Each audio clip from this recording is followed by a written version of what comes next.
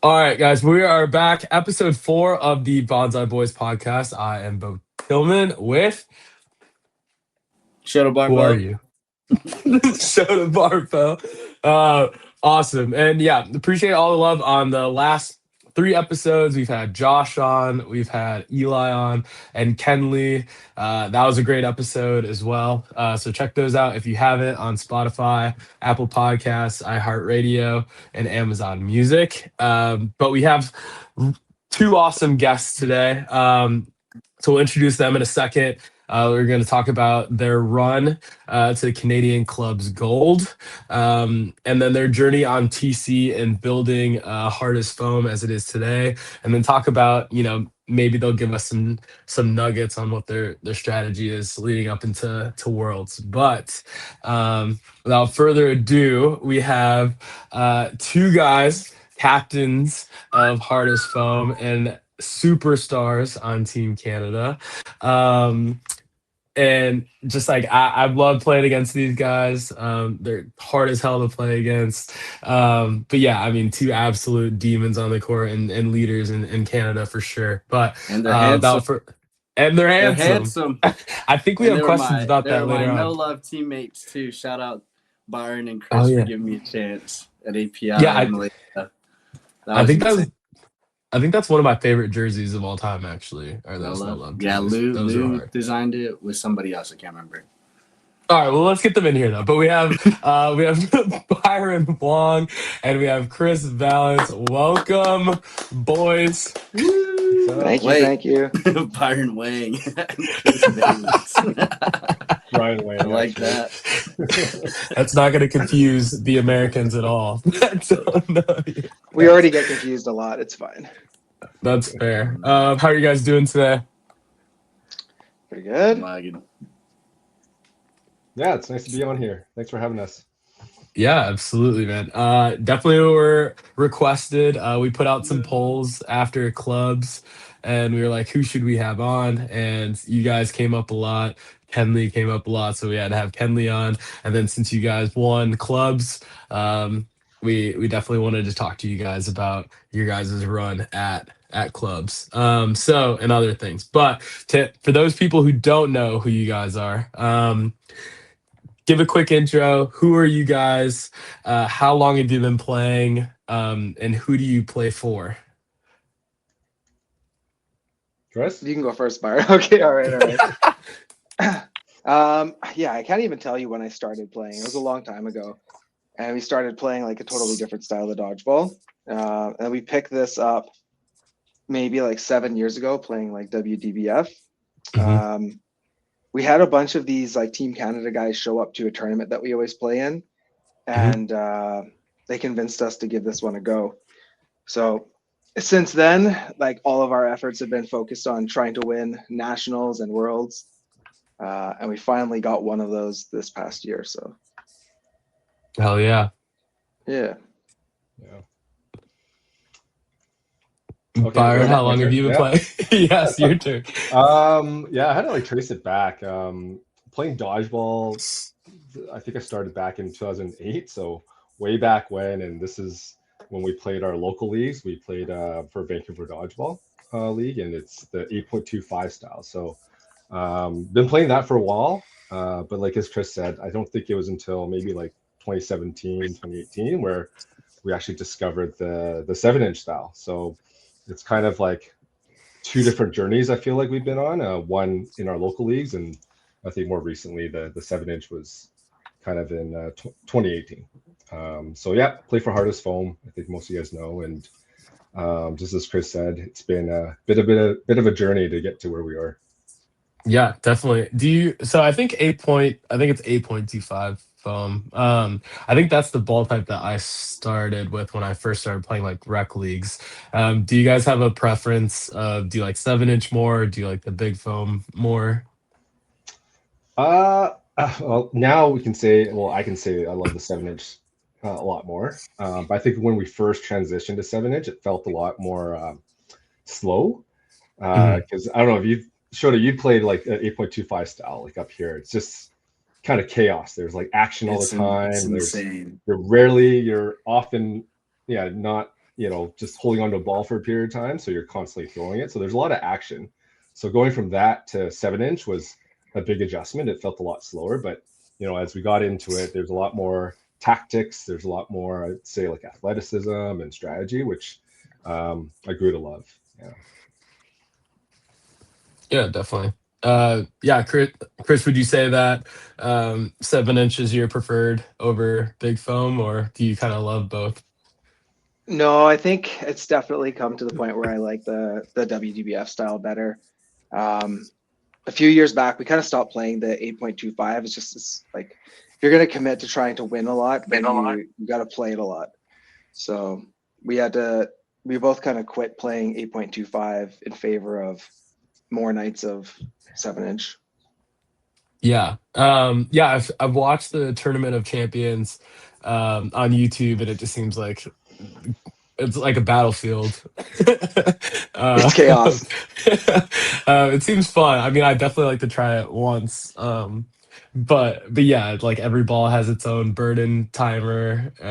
Yeah, it seems insane. So going from that to kind of like organized calling play, things like that, seems definitely like a big change. But If for you're those who trying to haven't seen, crash out, dude, if you're trying to crash out for a day, play TOC. You will okay. crash out day one. I kept holding on to the ball and then throwing it at like 8 seconds. And then I'd have like 2 balls hit me and I was just crashing out. And then I realized that I should just hold the ball until somebody throws. And then if nobody throws, I just rolled it over. That way I stayed alive better. But the first day was an adjustment. Okay. Good to know if I ever come over there and play TOC. You bet. I mean, he figured it Yeah. out after the second day, so I'm sure he's okay. Yeah. I still don't ever want to play that. I'm sorry. For those who haven't seen you guys play before, each of you like describe your play style, because I feel like you guys playing against you guys before, you guys definitely both play quite different. Say whatever Byron says, I'm like bigger and slower than whatever he's doing.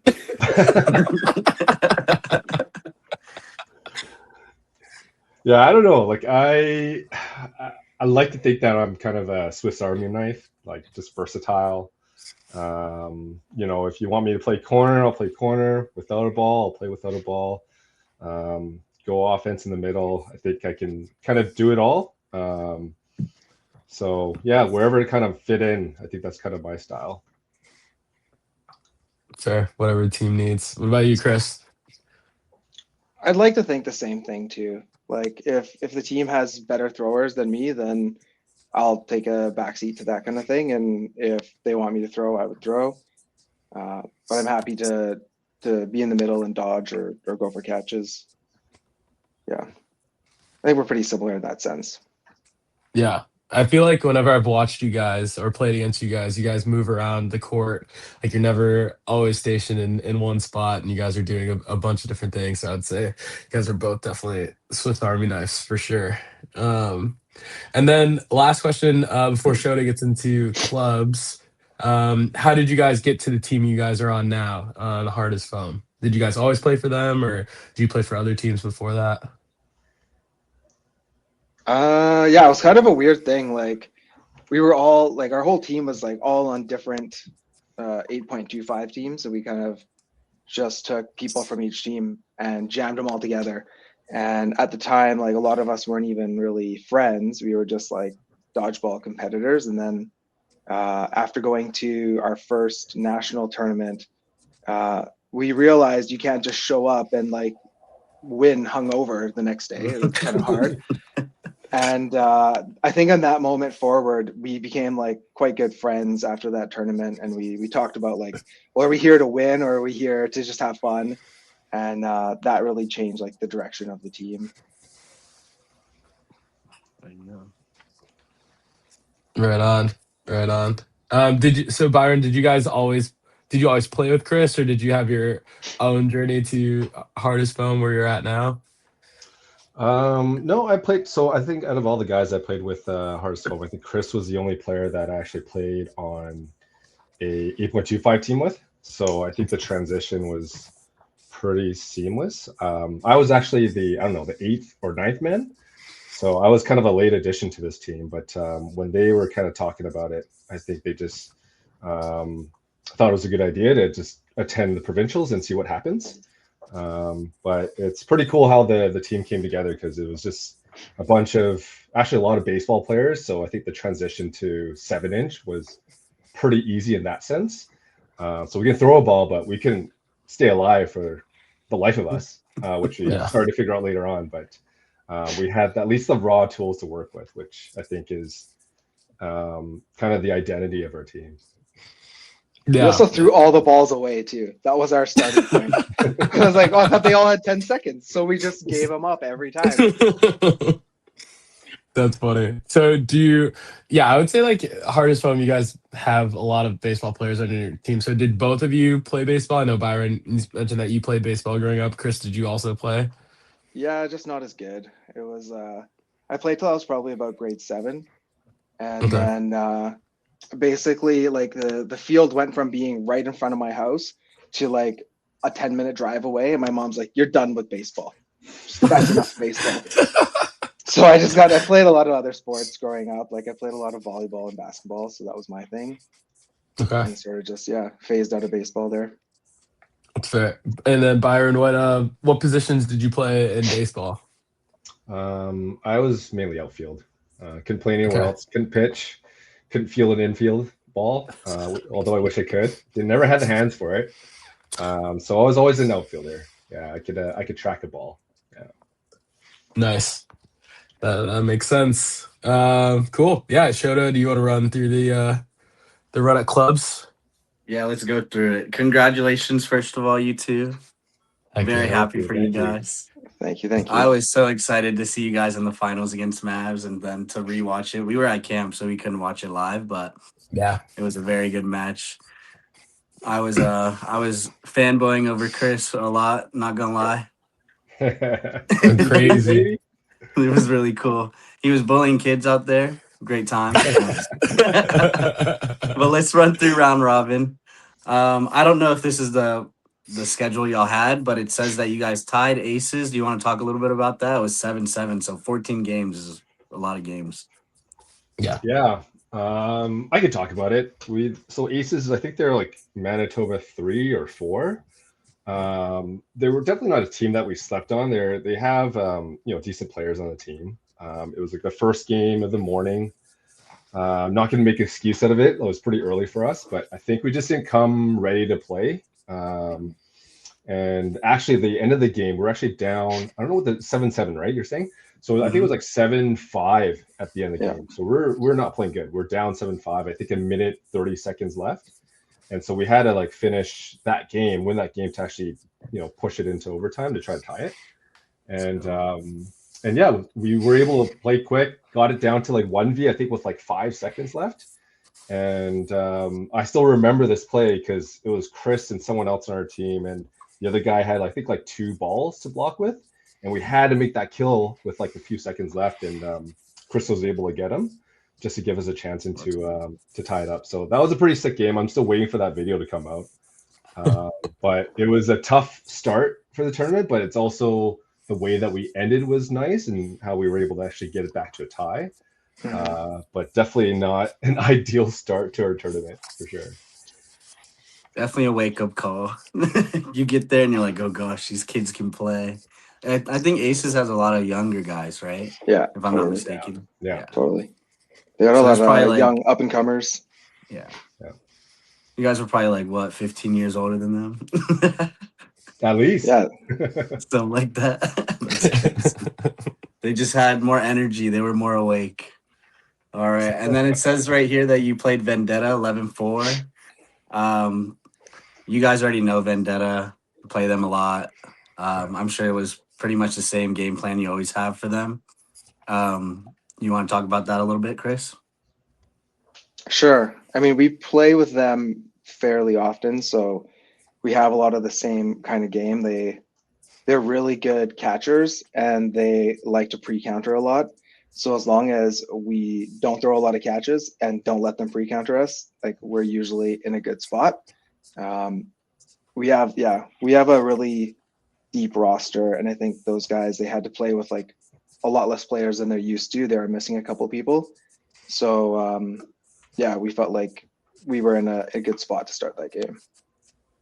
Very good, very nice. And then y'all actually played Future, beat them 12-3. I mean, it looks like round robin, the only hard match you had was Aces. Oh, you had Saiyan also. So that was actually probably your best round robin match, minus the tie. But 12-3, Future. You want to talk about that, Byron? Yeah, they're also a team that we're pretty familiar with. We played against them, I don't know, many times over the last few years. So we kind of generally have a good game plan against them.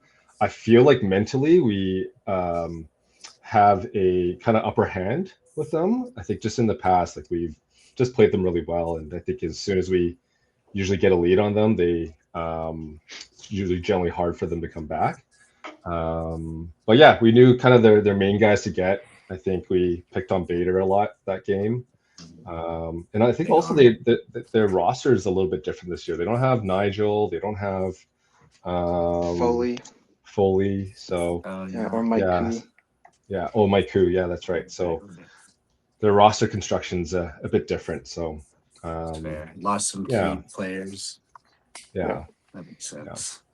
And we were fresh off that tie too. Oh, really? Okay, so yeah, that was so we were after. Upset. Yeah, I gotcha. Took it out on those guys. Poor Future. All right, and then it says right here that y'all played Saiyan Elite DC. Y'all won 9-7. That's a lot of games in 40 minutes. I mean, and then I've seen Saiyan play really fast, and I've seen you guys adjust for sure to play fast. Like I know you guys can play fast, but I feel like most of the time, at least when we play each other, it's not as fast of a game. But then at the thing, you guys sped it up a lot in the playoffs. So, do you want to talk about your game plan with Saiyan a little bit there? Do you want to handle that one? I mean, I think the reason we were playing a lot more games in this tournament was because we changed our opening rush to be like really aggressive. So a lot of games started and we had already lost a bunch of players on both sides. And that sped up to like the game clock a lot. So there's like 7 sevens and 9 sevens. But yeah, their team is so good. Like every player on their team is so good. So it is kind of hard to game plan for what they're going to do. Yeah, we tried to have an idea of like the people that we wanted to kill first and the people that we wanted to leave last. And then there's, I don't know, people where you're like, if they get stuck somewhere, we take the shot. Otherwise, we're just going to be patient. I don't know. Byron, you can add to that. I think you said it all. Perfect. I mean, I'm going to go back and rewatch that game for sure. 9-7, that's probably insane. Was it tied ever at any moment? Honestly, I can't even recall. Like, I'm trying to think of what we did. I can't remember, but I think we may have had I think it was tied at one point, but I don't think we ever lost the lead. Okay. Yeah, I think so too. Yeah. The game had like really big implications because it was like the first one of the second day, and we had already had the tie, so we realized like, oh, like if we lose to them, we end up having to play them again. And so, but if we beat them, it forces them into this bracket with a couple really strong teams. So that game was like pivotal for us. Yeah, the night before we were trying to figure out all the possibilities of what the brackets would look like, and basically if like all the teams did what they were supposed to do, I think it was like Mavs, like Fury, Saiyan, New Era, and some other teams that were all in that one side of the bracket, and then it would be us and Howl and I think like Royals and someone else. So it definitely led in our favor to win that game. So we treated that as like a playoff game. Yeah, that other side of the bracket sounds like hell. Yeah, that does not sound fun. So it says right here y'all played Apex 13-4. Is Apex a team from Manitoba? I'm not. Yep. Yeah. Okay. So you played a couple Manitoba teams. Yeah. Same Ontario. Calgary, and then another team from BC. And it looked like you guys, I mean, besides Aces, had a pretty easy round robin draw besides Zayn and Aces. So it goes into your first playoff game against Ascend, and that was a bit of an ass beating, 15-1. They play. Sorry, They played Dark Ascend. Horse. They played Dark Horse first. Oh, they did? Yeah. Oh, yeah, yeah. So it's Yeah. round of Yeah, 16. Dark Okay, Horse Dark first. Horse, 8-3, my bad. Yeah. Which is, seems like you guys just played a lot of, what, Manitoba and Ontario teams, which is Yeah. pretty cool. Yeah. You don't just have to play your BC people all the time. But Nice. you want to talk a little bit about the Dark Horse game, Chris? Sure. Trying to think back. We had a lot of they have a lot of guys that are really tough to hit on that team, and so the game count's way lower. One dude, Klappa on their side, he had to play like 1v3 against us, like maybe like 5 games, and he just like Goodness. he must have been gassed. Like he must have been gassed, but he survived. He made kills. Like he actually had a pretty solid match against us. I think we were just we had a good game plan going in, trying to pick off some of the guys that are really aggressive against us. Like they play with 2 guys, they play like 2 and 5 with balls, Yeah, yeah. and they try to like if you throw past them, they have like the green light to take the shots. Even if you throw at them, they're still going to throw at you half the time too. So killing those guys early was pretty helpful. Makes the Yeah, game they're easier like for us. trading. They just try to trade all the time against your best Totally. players, which Totally. sometimes is pretty effective if you don't know how to play against it. Because I know Rainbow Thunder does it too, and sometimes our ladies have trouble with it. But Yeah. I feel like once you kind of figure out what they're doing and their game plan, it's a little bit easier to play against them. But that's probably your lowest scoring match. I think it is. Of I think it is. yeah, Yeah. of the tournament, 8-3. So it's only what 12, 11 games. So 11 games. Yeah. it's Yeah. insane. All right, They have and a then few you guys went that are into- just so tough to kill. Sorry. They are. No, you're good. You're good. I mean, shout out to them. They lost some key players too, like Mergler and Ashley. So Yeah. Yeah. Yep. seems like they're still doing well without them. And then you play Ascend in quarters. I already talked about that score. I don't really know if you want to go through that at all. But we could. I think Yeah, the go game ahead. was actually closer. I think it was like 1 in the first like 3-4 games. Like the first few games were actually quite close. Like it could have gone either way. But then I think we just started to roll a little bit, and they probably got a little bit down as the score kept on running up. But yeah, I don't think that score is indicative of how they performed. Like they're still a fair. solid team, and Yeah. they definitely deserve to be top 8. Oh, for sure. For Yeah. sure. I mean, sometimes games get out of hand in those 40-minute games, and once you like close out those early games, teams just start crumbling. So I mean, it's definitely hard against hardest foam. Like we've had some trouble with against you guys for sure when you guys get up. But let's go into semis against How. This was what, a BC finals rematch, and then you guys won 10-5. So I'm sure that felt pretty good to beat them again.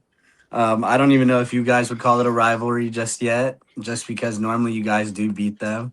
But do you want to go through that a little bit, Chris? Yeah. I mean, I think losing to them was probably like the best thing that could have happened to our team. Yeah. So it was right, I don't know, like a month before the thing. Yeah. They just like they played really well at our provincials. I don't know that we played our best, and that's just the way that game went. Like they had like so much intensity, and like they're really good at celebrating all their hits and catches or whatever they're doing on that side. And it's easy to like be like, oh, are we playing terribly over here? Like what's going on?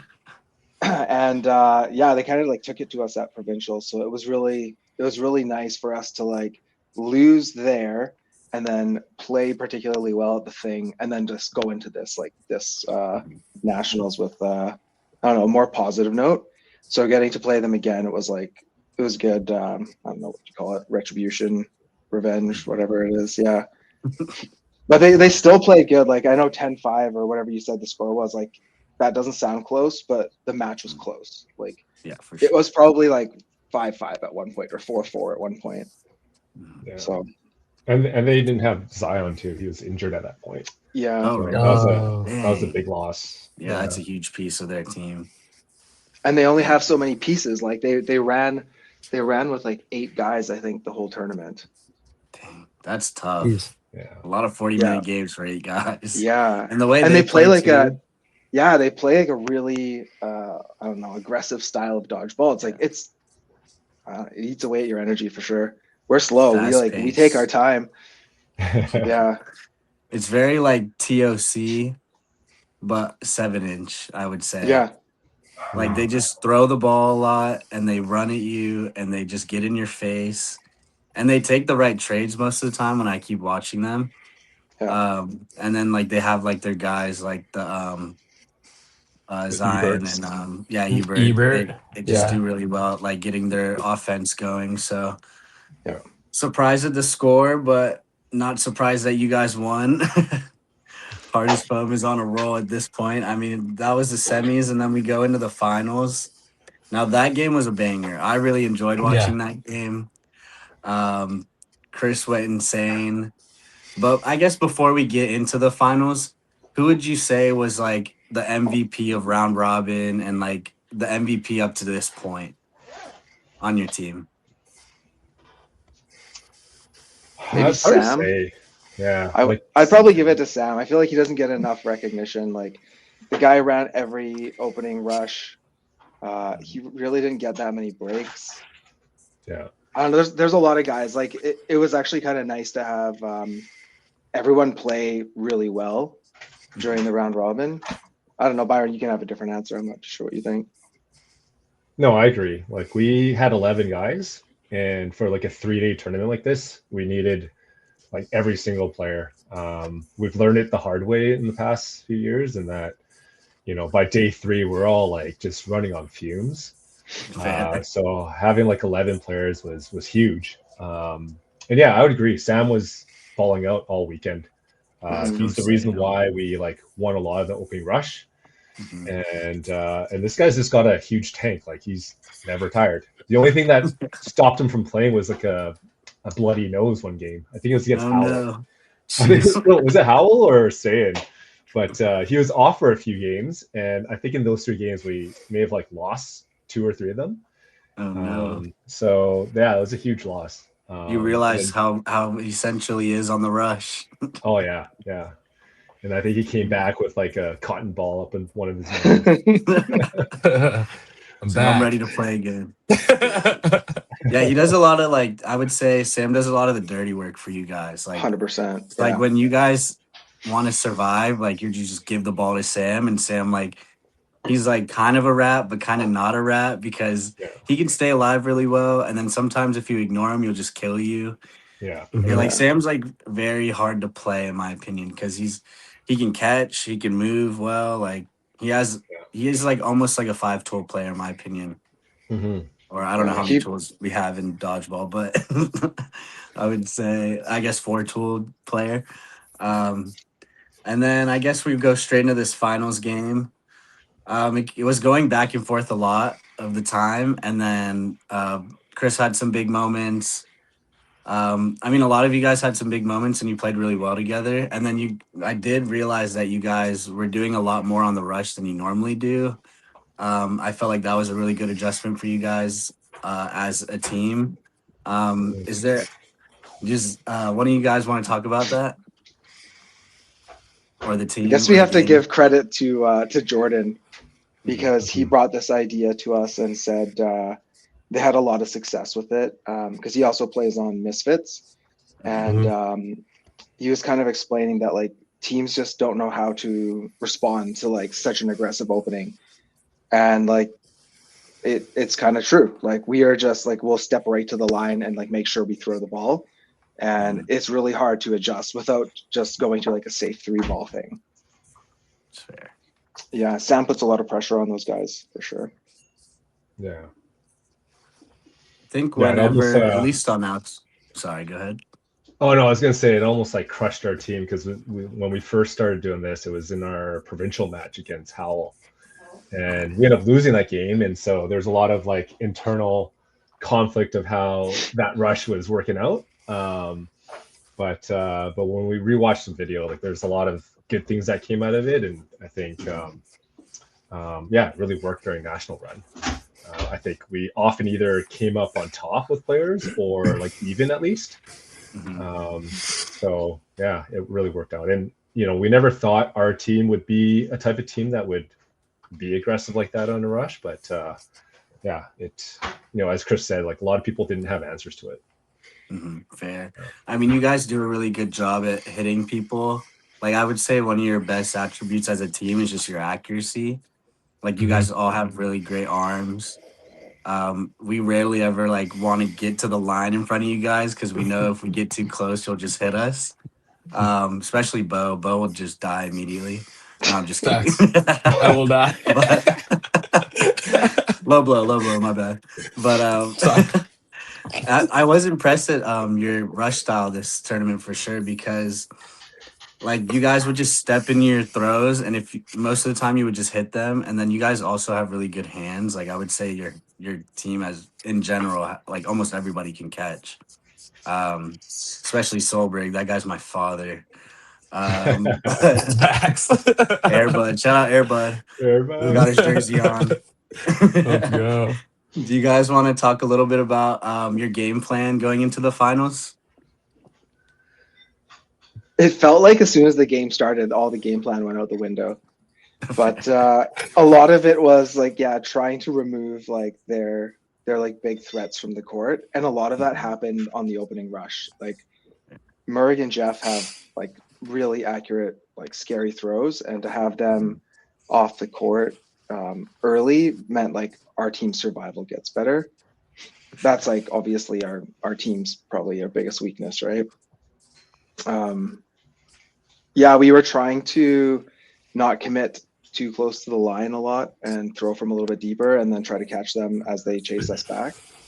I can't even remember what the other strategies that we deployed were. I think we were just patient too, like waiting for them to make a mistake or like they get stuck in the mid-court. And I think as well, like on the opening rush, like we're okay with launching all three if we needed to. Like we just kind of lived and died by the opening rush. I don't think that was by design. It just like the opportunity was there and we just all saw juicy targets to hit. And so that really worked out for us. And we knew you knew balls were coming back too. So you let go of all three, it's fine. It's not like they're gonna hold on to it. Yeah. We just get Sam to clean up our mess afterwards. Or you.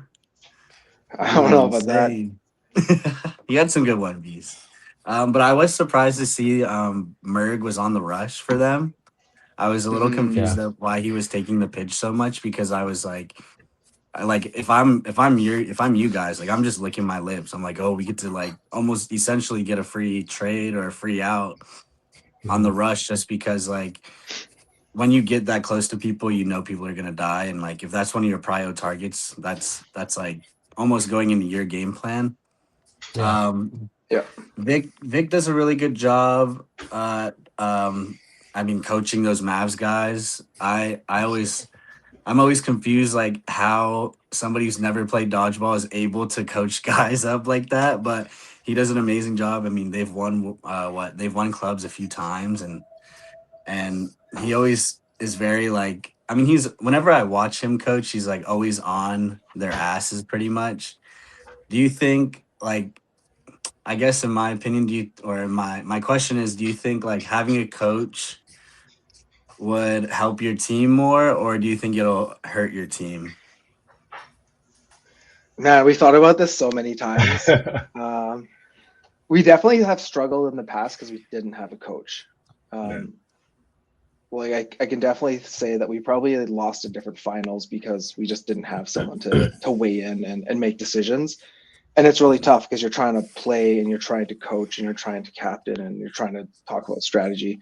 And it's tough to do all those things. What we started doing more recently was just electing one player to be our coach each game. And that's taken a lot of like the pressure off. I don't know if it's like the right solution for every team, but it definitely was really helpful for us.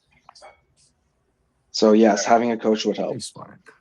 Yeah, That's definitely. it's hard to have like if Chris and I are on the court, it's hard to have like our vantage point is only on from the court, but having someone from the sideline that can kind of see what's like going on overall is like so helpful. Like I don't know how players do it that play and coach on the side and kind of like adjust strategies, because it's when I'm on the court I just try to do the best that I can do, and it's hard to kind of see like the big picture. So yeah, I think having a coach would be helpful. Oh yeah, maybe we can get a Seattle guy coaching you guys. Get like Coach Lou or something. That'd be crazy. Coach Lou. Do He we has helped us I in mean, the past. obviously, you guys don't really need a coach though. You just won clubs, so. But that's some good adjustments. I think for us, when Eli's on the court, I mean, essentially he's like our captain and our coach, so he does have a hard time sometimes. He's like, I don't even know what happened in that game. Like, because most of the time when you play, you only know what's going on your side of the court. Yeah. And it's hard for you to adjust, right? Oh, like someone's getting eaten up, but you just don't know. So it's like, oh, maybe do we switch them out, or what? Like, it definitely is beneficial to have a coach. If are we gonna do anything about that? Probably not. It's just like our sport's not there yet. I think everybody wants to play, which is fine. Mm-hmm. I think eventually when people start retiring, it'll probably change. Were there any teams at Canadian clubs that kind of surprised you guys? It's hard to not say Aces, I think. Yeah, fair. Like, I knew we expected them to be good, but they definitely did surprise us. Mm-hmm. Who else? I mean, Fury played really well. Fury played well. They took Mavs to a really tight quarterfinal matchup, I think. Like it was, I'm gonna say like 6-7, something like that. Whoa, It's pretty tight, yeah. that is a tight game. Dang. Yeah. And then were there any Aces also Yeah, beat Royals too. Dang. Yeah. I mean, those teams practice with each other like every week. From what I know, they all like play in a league together, like as a team. So I can't imagine how like those Manitoba teams don't just like get better every week just because they're able to watch film together and play with each other week in and week out against other teams in their province. So I can't see how that they wouldn't get better. But were there any players at Canadian clubs that you guys kind of saw that you guys were impressed by?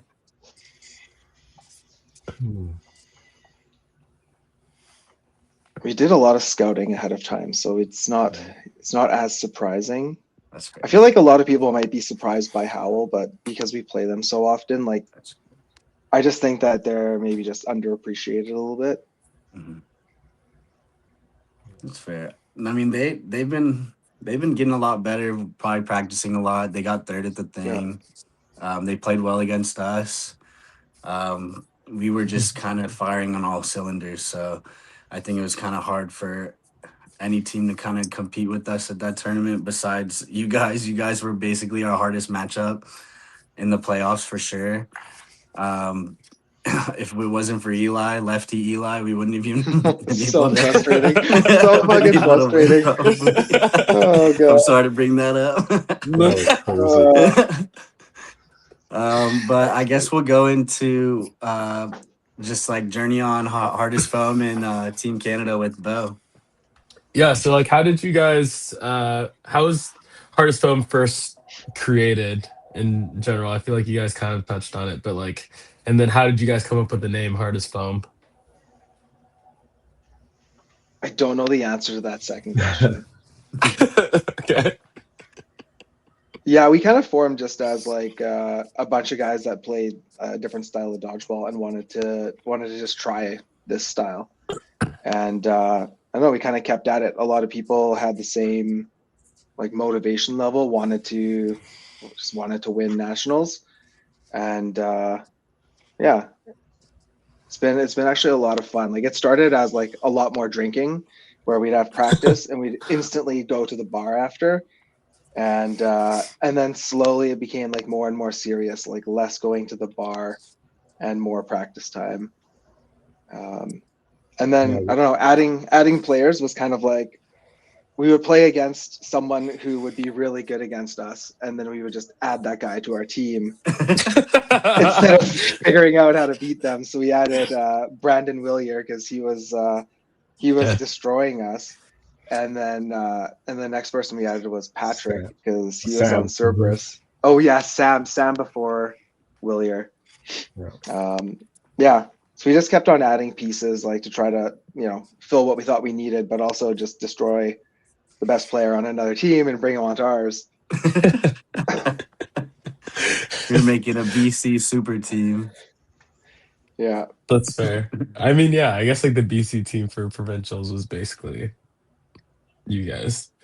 Yeah, okay, so I've always been like a huge fan of your guys's jersey collection. And you guys kind of have the like Vancouver Grizzlies theme behind it. Like where did that come from? Was someone a fan of the team, or I how feel did like we that? gotta give credit to our other teammates here because I think they really took the reins on all the jersey stuff. So it was, I'm gonna say Cody, Shane, Pete. Pete. Okay. That probably took the reins on that. Yeah. Yeah. But they did a Okay. good job. Like the first set of jerseys are still my favorite, I think. Yeah. They're Which ones classics. were like your guys' first ones? The ones that really look like the Vancouver Grizzlies jerseys, like the Okay. black and white. I think those are the Okay. first two. Okay. Yeah. Fire. I think we added the teal third, and then I think it was like the 2022 Nationals where I think they had some. We had to worry about like the publication or like copyright clause Yeah. because I think they wanted to, I don't know, put 2022 Nationals on some sort of network. So we had to redo our whole like jersey design, and we Ugh. came up with like new whites, new blacks, and I think we had a red one as well. Mhm. Nice. That's the one where on the back there's like a silhouette of a person. So I don't know if you've seen that one, but basically that's Derek Yeah. in our first nationals. Oh, Bonsai. FPI. That's funny. That's funny. Yeah. And I know at the thing, not this year, but last year, there was a little bit, I think leading up to it, there was we'll call it friendly banter between you guys and the Grizzlies in America. And how your guys' jersey designs were kind of similar. Have you guys squashed the beef? Did you guys end up ever playing each other at the thing? Because I thought there was I like think some sort of like you guys, I feel like if you we guys did. play each other and whoever loses, like they have to change or something like that. I want to say our team did talk about that. We thought about trying to lay a bet on that game, but I don't know that we ever did. I'm pretty sure we did play them at the Yeah. thing. Yeah. It was So 2 years ago we played them. yeah, okay. Yeah, because I remember the jersey that they came out with at FDC, like the fall before the next thing.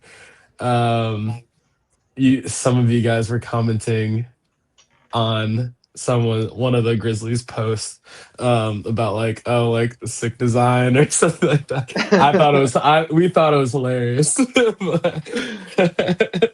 like something Um, that like Pete or Vinish or Burke would say.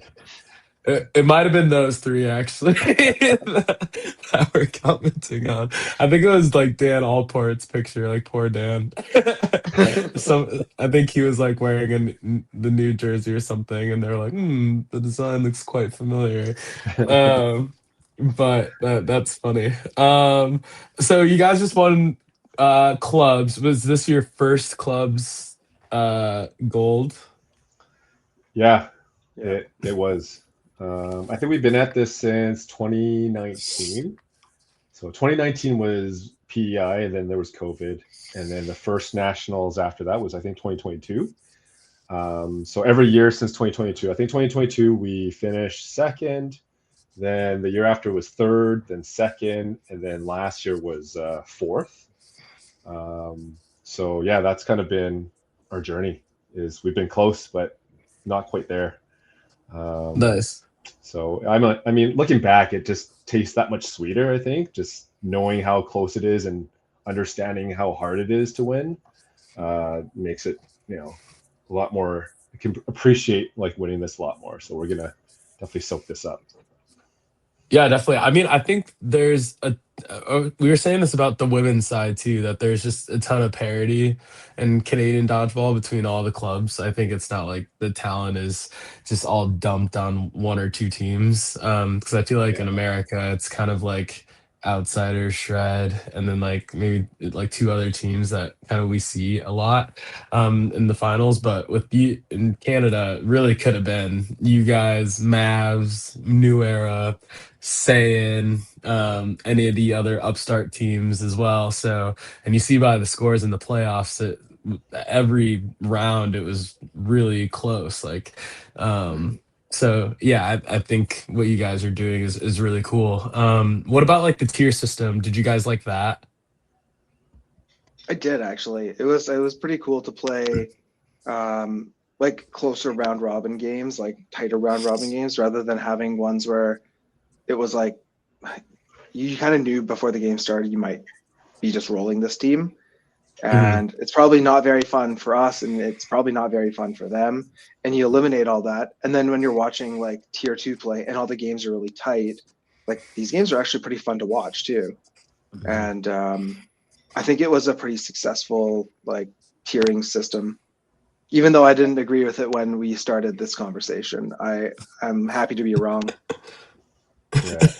I also like the fact that it was full 40s in the round robin Yeah, too. Yeah. that's pretty cool. That is really Yeah. cool.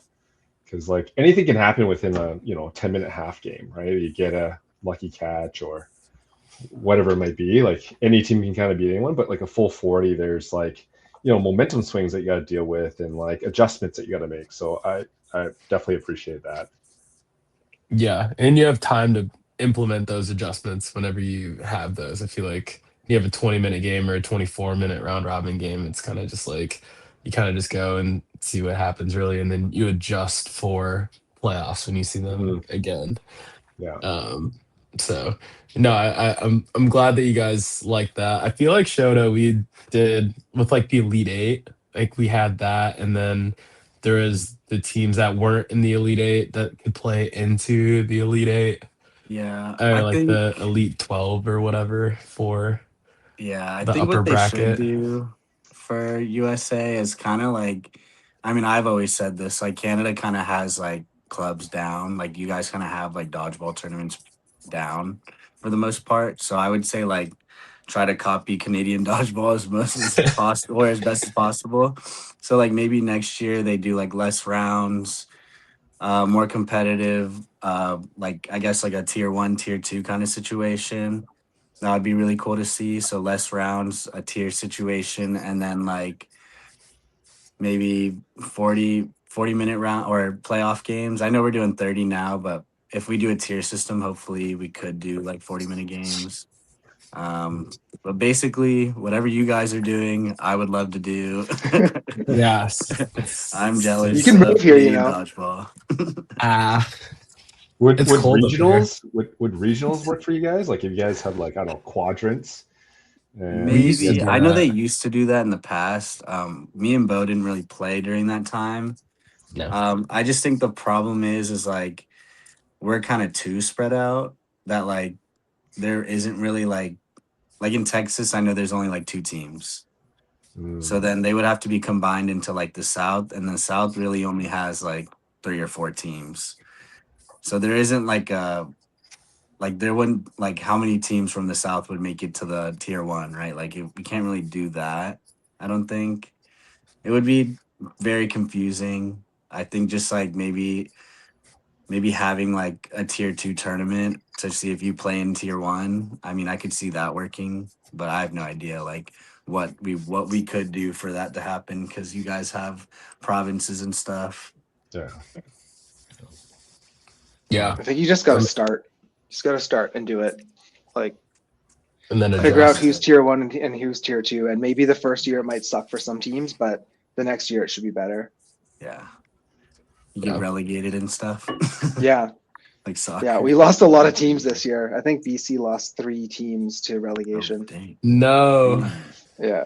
Yeah. Damn. Yeah, that was some of the surprises. Was like some of our BC teams like underperforming. I think like Mhm. Tidal finished like last in our like the full rankings, as well as like Vendetta. Yeah. So Yeah. that was Mama. yeah. Dang. So Yeah. that was unfortunate. We lost I think 2 from that, or 3. Yeah. Was it? 3, yeah. Ti- I think Title Vendetta might went. have been a little hungover though. I think they were celebrating people's birthdays a little too hard. Uh, yeah. Title went 0-5, and then Vendetta went 0-4-1. So yeah, it's tough. So for the tier 2, so like Northern Touch was in Mhm. tier 2, for example, and like I think that they're probably a tier 1 team, probably. They're a good team. Yeah, so can they play into tier 1 then for like next year, or do they have to like requalify for tier 1 through provincials? I think they earned Ontario another tier 1 spot next year. Okay. And Okay. then when they do the provincials, they figure out who Ontario 1, 2, 3, 4, 5, 6, 7 is. And that Okay. so they might have earned someone else a spot, but they might have just helped their own cause and earn themselves a spot for next year too. That makes Got sense. you. So they can place a little better, and then they may have like earned a spot because they have an extra one. Yeah, Mhm. like I can't remember how many they had this year. It was either 4 or 5, and they would have finished just one beyond that. Mhm. I don't really want to get Okay. into like the overturning stuff. I'm not going to give my Yeah. opinion on that. Yeah. But yeah, I think they earned themselves an extra spot for next year. So hopefully Okay. everything goes right for them. Okay. Yeah, that's cool. That's so interesting that you guys do that out there. Cool. And then all right, so you guys just won clubs. First clubs win. Obviously, that's super sweet. What's kind of next for you guys and Hardest Foam in terms of next goal? What do you guys have your eyes set on? Pickleball, right? You guys retiring or what? Don't do that to us. I don't know. I think we're just gonna take this time to enjoy it. Like Yeah. it's taken us a long time to get to the mountaintop of nationals, so just gonna enjoy the view from up here for a little bit and figure out the Let's rest go. maybe as time Yeah, goes it's on. fair. Yeah.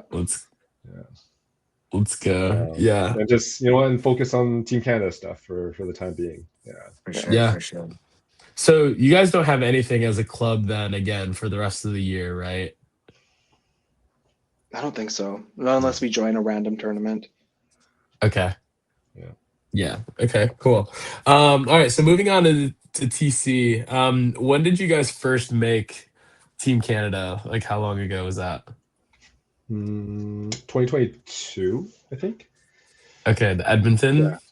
Yeah, Okay. the one in Edmonton. Yeah. Yeah. So that was both Chris and I's first Team Canada experience.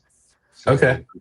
we're on the squad, and both of us got activated, and that was our first experience. Nice. And then walk us through, because in America we get scouted at different rounds, and then our coach picks a practice squad. So there's like 30 of us on a practice squad, and then we just went to selection camp and we competed there for spots. So how is it for TC? How do you guys get scouted, and then like do you guys also have like a combine or selection camp like we do? That was like a weird year because it was COVID. So rather than having like tryouts or scouting, they did it by video. Oh whoa. So you had to like submit a video of you like throwing a ball. And I remember Byron spent hours editing his ball hitting that square over and over. Okay. And so you submit Sped that it up a video. little then bit. Yeah. You got the things going. Put Hey, some that's what I background would music do. to it too. Yeah, that's smart. That's smart. So that's how they picked the squad that year. So pretty similar to you guys. Like I think there was 25 on the squad that year. Okay. And then they activated 14 for that tournament. Nice. 12. Okay. I think 12. 12 and Oh two no, I think alternates. like I think that's right. Yeah. Okay. Yeah, I think that's what we're doing. I think our team announcements are this week, I think. before June 1st. So The activation is coming out June 1st. yeah. Yeah, So then Damn. we'll know all finding out soon. men's, women's, mixed, foam, same And for claw. claw. Yeah. Yeah, good luck. Good luck. Thank Yeah. you. Thank you. Yeah. Good luck. You guys for will it, be activated before our squads come out. yeah.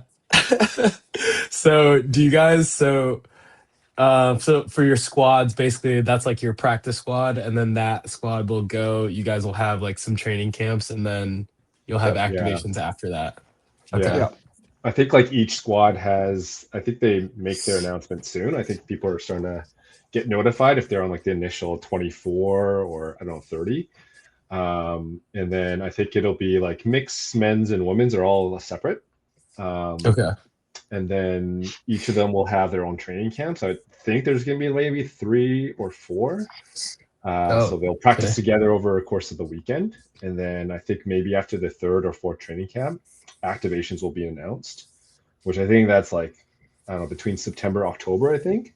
So Okay. we won't know if we're going to go to Thailand until probably like September, October. Oh man, that is so late. Yeah. Crazy. Yeah, I feel like we just had our camp, and then our activations will come out like this week or before June 1st, and then I think we're supposed to have maybe 2 more practices before Worlds. Okay. So yeah, I think that's how we're doing it on our side. But yeah, have you guys always played for the men's team, or have you ever crossed over to mixed? No, No, we're still we're still pretty rookies in that sense. Like we've only played twice, right? Yeah. Because Worlds used to be every year, but now it's every 2 years. So we played 2 rounds of it, both on the men's team. Mhm. Yeah, I mean, I would have considered the mixed team too. I think that's a pretty fun game. It's not quite my strength, I don't think, but we've got.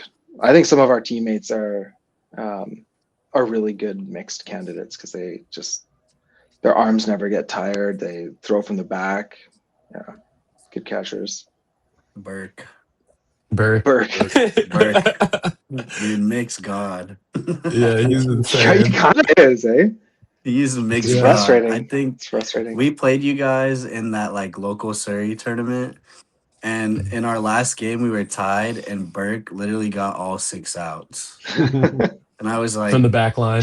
dude, from the back line, just hit everybody, caught everybody. I was just like, bro, you can be on my mixed team whenever you want. Cody Burke, definitely a dog. And then Chris, you were one of the captains for TC for Austria. What is it like captaining TC and managing all those personalities? Probably a lot easier than managing the hardest bone personalities, to be honest. I feel like the TC guys, they're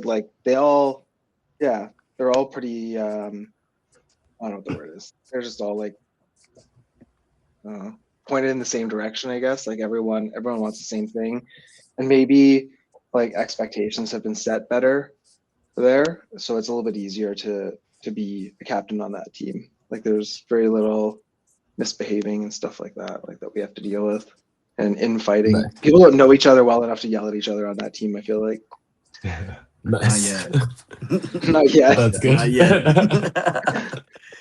That's good. And then that is true. And then when you think about like the roster makeup for this Worlds, and then thinking about like where you guys placed in Austria, like what do you think is gonna be the change that kind of like puts you guys like to the top for this Worlds, going for that gold?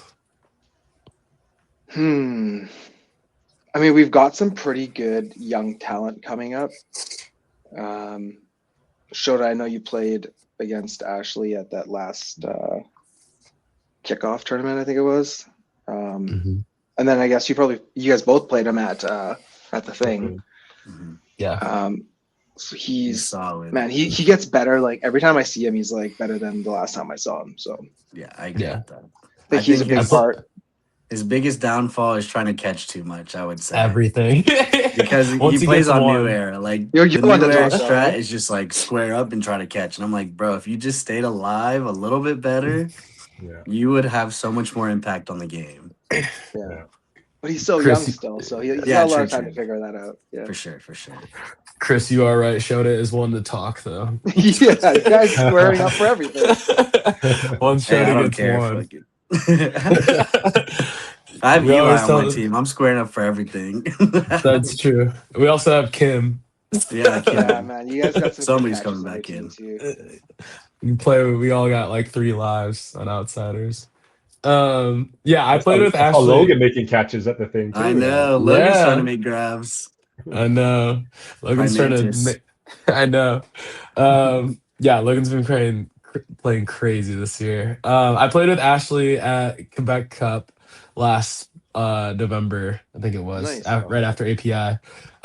In mixed. And yeah, he's just insane. Like his throw is effortless and then catching seems pretty effortless for him. So yeah, I'm excited to see him keep growing in the sport for sure. And then, um, what do you guys think when you guys think about like your teammates and people who are trying out for TC, since you guys have been there for a couple cycles now, like what do you think separates a world's level player that would make TC versus, a really good quality club player? Probably mental game.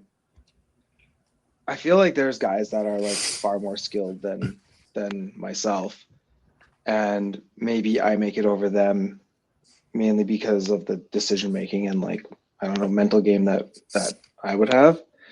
But I think there's plenty of guys that are like they can block better than me or dodge better than me or throw better than me. And it's just as soon as that clicks for them, they'll be the next ones on team for sure. Yeah. Yeah, I also think like just being able to buy into roles, because you get guys on the squad that are starters in their club teams, and once you get to the Team Canada program, like it's all starters like on the court and on the bench. So how do you buy into the specific role that you're called to do? I come from a baseball background, right? So everyone on the field and on the bench has a specific role to play, and as soon as everyone's able to kind of understand the role and buy in, and it's a culture thing too, I think the better that the team's going to be cohesive, and the better that the end result's going to be, I think. That's a good point. Yeah, Very definitely. good point. I mean, that's pretty much how I made the 2024 team. Is like they were like, we need rushers, and I was like, well, I know I can run. I don't know if I can Yeah. hit anybody better than you guys, but at least I can run better than you guys. So that gave me at least like a leg up or a chance to make the team. Yeah. So that's definitely You really played good really advice. well in that year, though. You earned your I spot, appreciate it. man. Thank you, Yeah. thank you. I Oh, yeah. I traveled a lot, spent all my money, so I hope I played well. So I would say like what 2019 was your first year playing 7-inch foam. So it is Mhm. pretty impressive that you guys made it in 2022, especially like during COVID, you weren't probably not playing that much. Is there anything that you would, I guess, tell yourself back in 2022 about what you should do differently about your game or like your style of play, like from now? Ooh. I think I would have told myself to, because we come from VDL, which Mhm. it's a lot of Mhm. just like squaring up for catches. It's not a lot of like lateral movements. Like we value catches more than survival, it seems. And so I think it took us a little while to kind of figure out like, hey, use some of your lateral movements to stay alive than just squatting down and try to block the ball. I mean, I'm still learning that, trying to I sometimes am overconfident trying to block a ball than to just dodge laterally. Mhm. Yeah, so I think for me it'd just be like incorporate a lot more like different movements. Nice. I'd like to use the same answer. Okay. Perfect. It's really true though. If you look back at like the way we used to play, we would just like we wouldn't be very helpful on defense because we would just kind of like I've got a ball and I'm going to use it to block and I'm just going to like plunk down and block, and everyone else you're on your own. You figure out your stuff. And so maybe the other thing would be like helping our teammates with the ball, like either pump faking or actually like throwing it.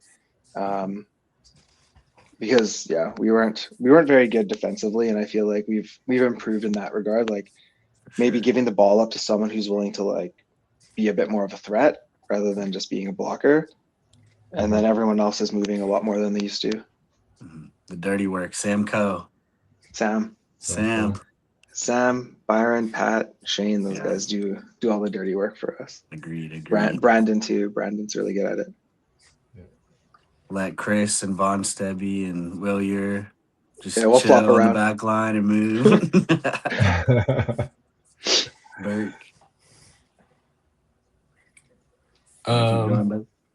Yeah, I didn't know if you had any other questions on that. That's my only question. Okay, cool. That's all I had for that. Anything else on like Team Canada in general, or like your guys' thoughts leading up into Worlds? I don't know. I just like, kind of enjoy the experience. Like you get to like see all of our friends or make new friends in this whole program, and it's pretty cool to like travel across the country and like hang out with our buddies. So yeah, there's like the strategy and stuff, but there's a lot of like I don't know, you got to enjoy the ride too. Yeah, I don't know if it's the same for you guys, but you know, going to camp with your former competitors that you guys compete at nationals, and just to get to know them, because we don't really, outside of playing against each other, we don't really like hang out with each other. So just being able to play with guys from like New Era or guys from Saskatchewan and just kind of get to know those guys really kind of breaks those barriers, and I don't know, just makes the community a lot smaller, which I think I really appreciate. And so next time that you guys go to tournaments, it's not just you hanging out with your team. It's kind of an amalgamation of different players that you get to hang out with. So definitely appreciate that. Yeah. And then you guys combined and stuff too. Like you were Hard Era. Mm-hmm. Yeah. That was a good team. Really cool to see. Yeah. Yeah. I think that's one of the cool things. Oh yeah. Yeah. You guys beat Shred though. Yeah. Yeah, those guys. First round too. Yeah. They're still mad about that, by the way. That's their own doing. Yeah, that was their own doing. I bladed into them. I have nothing else to say. That's fair. Yeah, but I think you make a good point about the selection camps and stuff like that, like getting to play with other players that you normally wouldn't, and doing the group activities and group outings and just like shooting the shit with the guys are really cool. So when you see them at future tournaments, it's not like we're just lining up against each other. It's like I look forward to seeing players from other teams now that I've gone to a couple of these USA combines myself. So that part of the experience is really cool. Cool. All right. Going into the crowdsourced questions, we're gonna burn through these because we got a lot of them. You guys are popular dudes. All in one shout day out. too. Yeah. Normally, this is my fault, but I've been busy packing and stuff like that. No, but normally, Bo's got life stuff going on. But normally, I put out a post probably a day or at least 48 hours ahead of time, so it gives people time to throw in questions and things like that. And I literally did it this morning. And you guys still had the most questions that we've had so far. So bunch of nosy people. Nosy people. But I mean, shout out the Canadians. They really, showed up for you guys. But starting with our boy Josh. Josh asks a few questions. Firstly, how do you guys decompress outside of dodgeball? Josh is nice. He asked me this question this morning too, so I have a head start. Yeah, I mean, I play a lot of other sports too. So I do that, hang out with Stella and my dog Jello. That's Yes. pretty much what I would do to decompress for the most part. Simple man. Simple Yeah. man. What do you do, Byron? Pretty much the same thing. Yeah, I think like in the summertime, I like golfing. Okay. But yeah, I'll spend time with Chantel and our dog, and whenever we can, try to travel too. So yeah, that's simple lifestyle. Yeah, we talked a little bit how you went to Korea. Um, Yeah, yeah, right? How was that for you? it was awesome, man. We love the food there. Yeah, we got to see Busan this time around, so Okay. ate a lot of fresh seafood. Yeah, it's just a cool city. It's like Japan, but a lot less busy.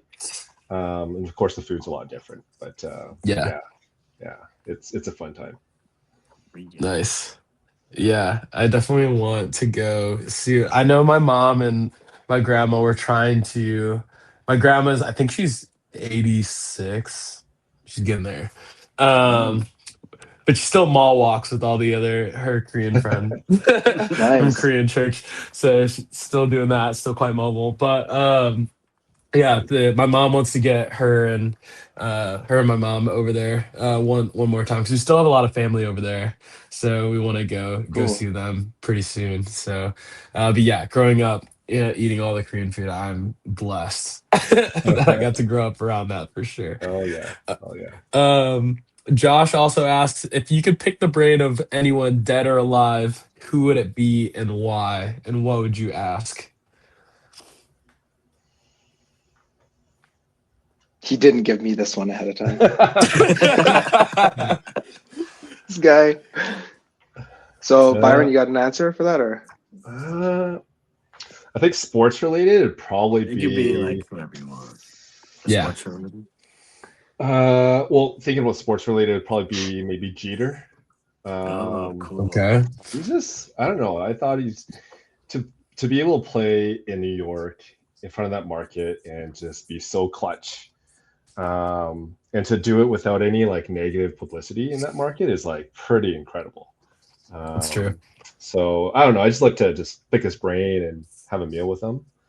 Um, yeah, but I think like in terms of like life, I would love to, this is going deep, but probably like, meet my grandfather and just, Yeah.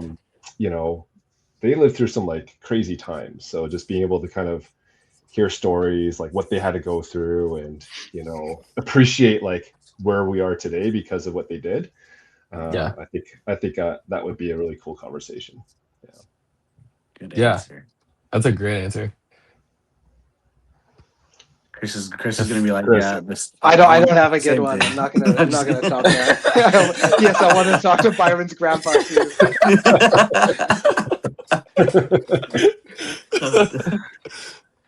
I feel like I would have chosen if I could choose one person to ask a bunch of questions to. I probably would have chosen someone like a basketball coach, like Popovich or Phil Jackson or something like that. I feel like that would have been a nice conversation to be able to ask like how to manage personalities, like coming up with strategies, why you do what you do. I would choose that. I like that. Leading into a tournament, how do you guys mentally prepare for it? Are there any routines that you guys do? And Byron, since you're a baseball guy, do you have any superstitions? I know Show and I were both baseball guys too, so I'm sure that Show has some. I don't know. I don't think I have any superstitions. I mean, the only thing that I do is I tuck my jersey. I don't know if you guys do tuck your jersey. I've seen Yeah, that. okay. I've seen you do it. Yes, I'm a full tuck kind of guy.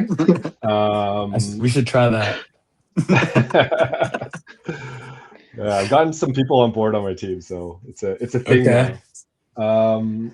I don't know. I think like I do a lot of like just naturally just like visualization stuff. Like I'll think Okay. of, I don't know. I think I just kind of nerd out on dodgeball without even, kind of forcing myself to do it. I just kind of play out situations in my head and just kind of imagine it. And usually I don't get much sleep the day before competition because of that. But Yeah. but I think like it definitely helps when I'm in the moment that I've kind of already, in a sense, like played those situations out already. So I'm a lot more comfortable.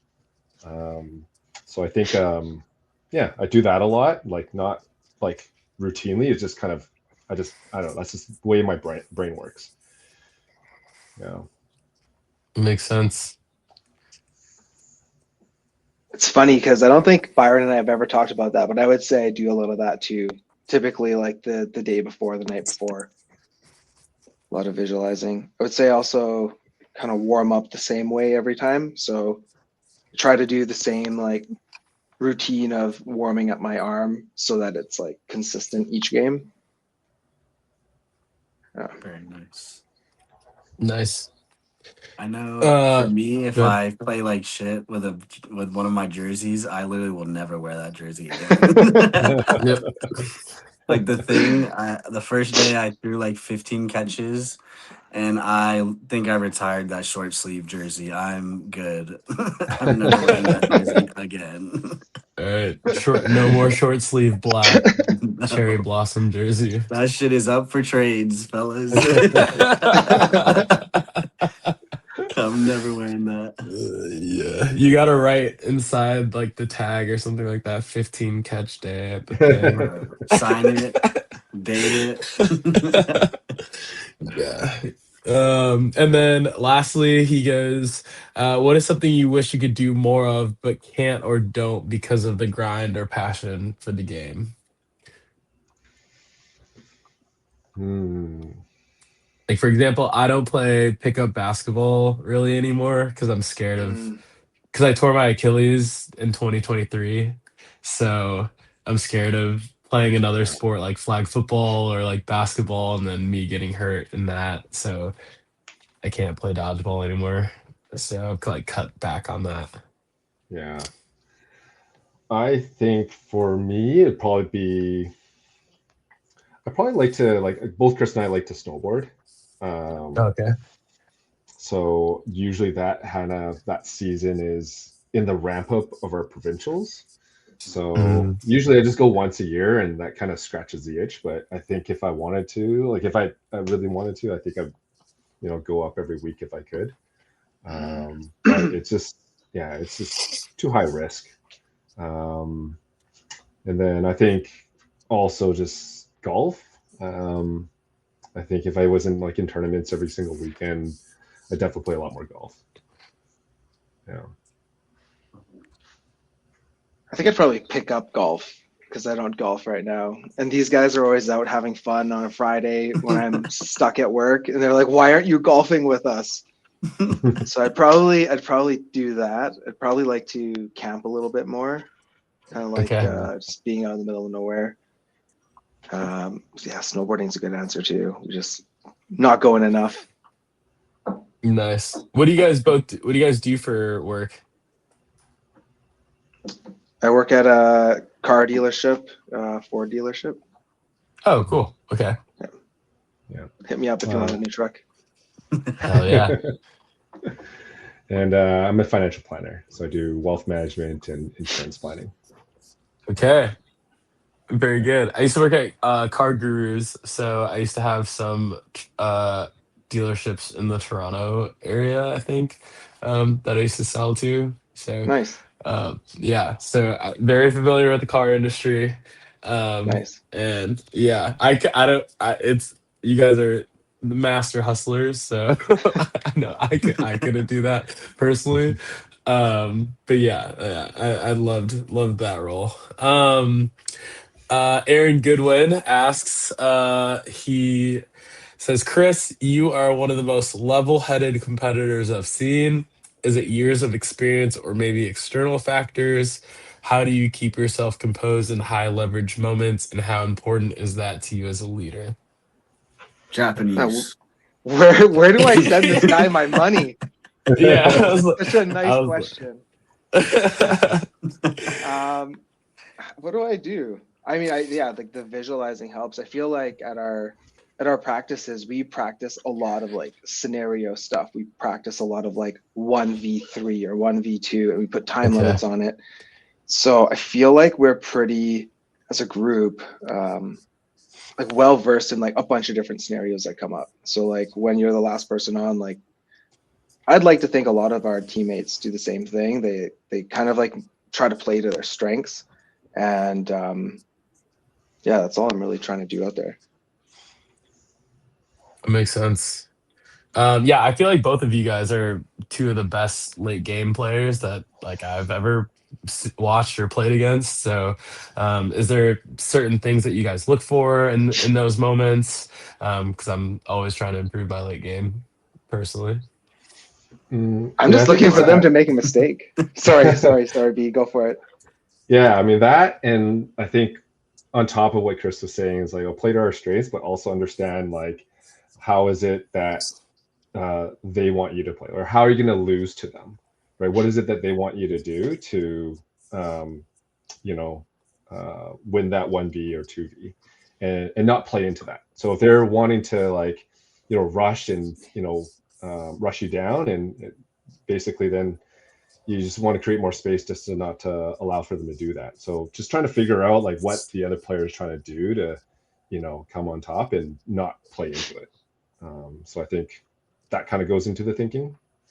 Yeah. Yeah. No, Yeah, I've that's a good seen way to these think two about it. make some crazy plays last stint. I remember I Yeah. think it was the 2024. Which one was the Nationals in BC? Was that 25?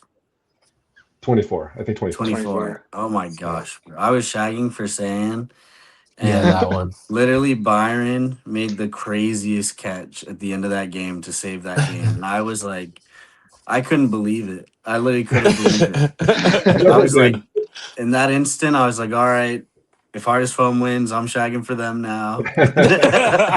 Like, that was one of the craziest catches I've ever seen. And then even for like Vallance, like whenever you're last in and we're playing you, or whenever you're in that situation, like I'm like, you might as well throw everything because he's gonna catch one. Like there's one ball. Like I think Hardest Foam, you guys do such a great job at like, I know everyone's throwing. I'm just gonna look for one person and go for the grab. And more times than not, like you guys make a grab, and it's very impressive. Yeah. Thank you. You're welcome. I think Shota's Venmo is the dodgeball shit. No, I'm kidding. No, I don't need your money. Just keep playing so I can watch you guys forever. True. Patrick David asks, "Who is your favorite HaF member?" Oh God. Well, we know who our least favorite one is. Oh, jeez. It's the American. No, I'm just kidding. I'm just kidding. Just say Jordan. We get it. No, we like Jordan. I'm kidding. I'm True, kidding. true. Jordan will shoot you guys. No, I'm just kidding. All Broke Americans have broke guns. his fingers, I think. Yeah, Yeah. didn't he Dude, broke yeah, his right finger? before the I last think. game. Yeah, Damn.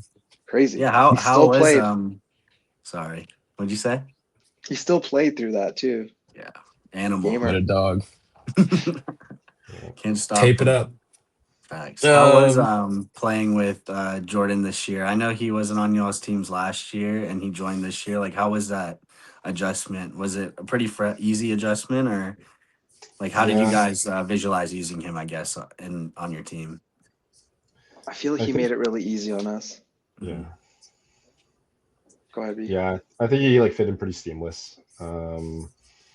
It helps that we played on the same provincial team, like the Nationals, like Team Right, BC. right. oh, true. So he kind of knew our playbook, and so when we transitioned into our club season, I think it was pretty seamless. And just his style of play is like very much like Hardest Foam style, and he's just a sponge too. So he just picked up on things that we did pretty quickly. And it also helps that he made our team like smaller, so there's a little bit more room on the court too. So that was kind of nice. Yeah. He also brought like a lot of different ideas. Like the way that Misfits plays is so different from the way that Hardest Foam plays. And so like we would do something one way and he would do it another way, and he'd give like the reasoning. And it was kind of cool to at least hear like a second opinion on like the way that we do things. And sometimes like we would take his approach, sometimes we would keep our approach. But that was actually really like, it was cool to have an influx of like new ideas on the team. Bouncing ideas off each other. Yeah. Very cool. That makes sense. Lennon Richards asks, kind of touched on it already, but how did you like the tier system? Did any team surprise you at clubs? And what is one piece of advice you wish you got when you were starting out your dodgeball journey? So you guys can basically just answer the last question. Yeah. On the first team. Yeah. Yeah. I was gonna say like some teams that surprised me were like all the Sask teams, because they all like dominated tier 2, so they'll all be in tier 1 next year. That was kind of Okay. that was a cool surprise. Dope. What was the last question again? What is one piece of advice that you wish you got when you were starting your dodgeball journey?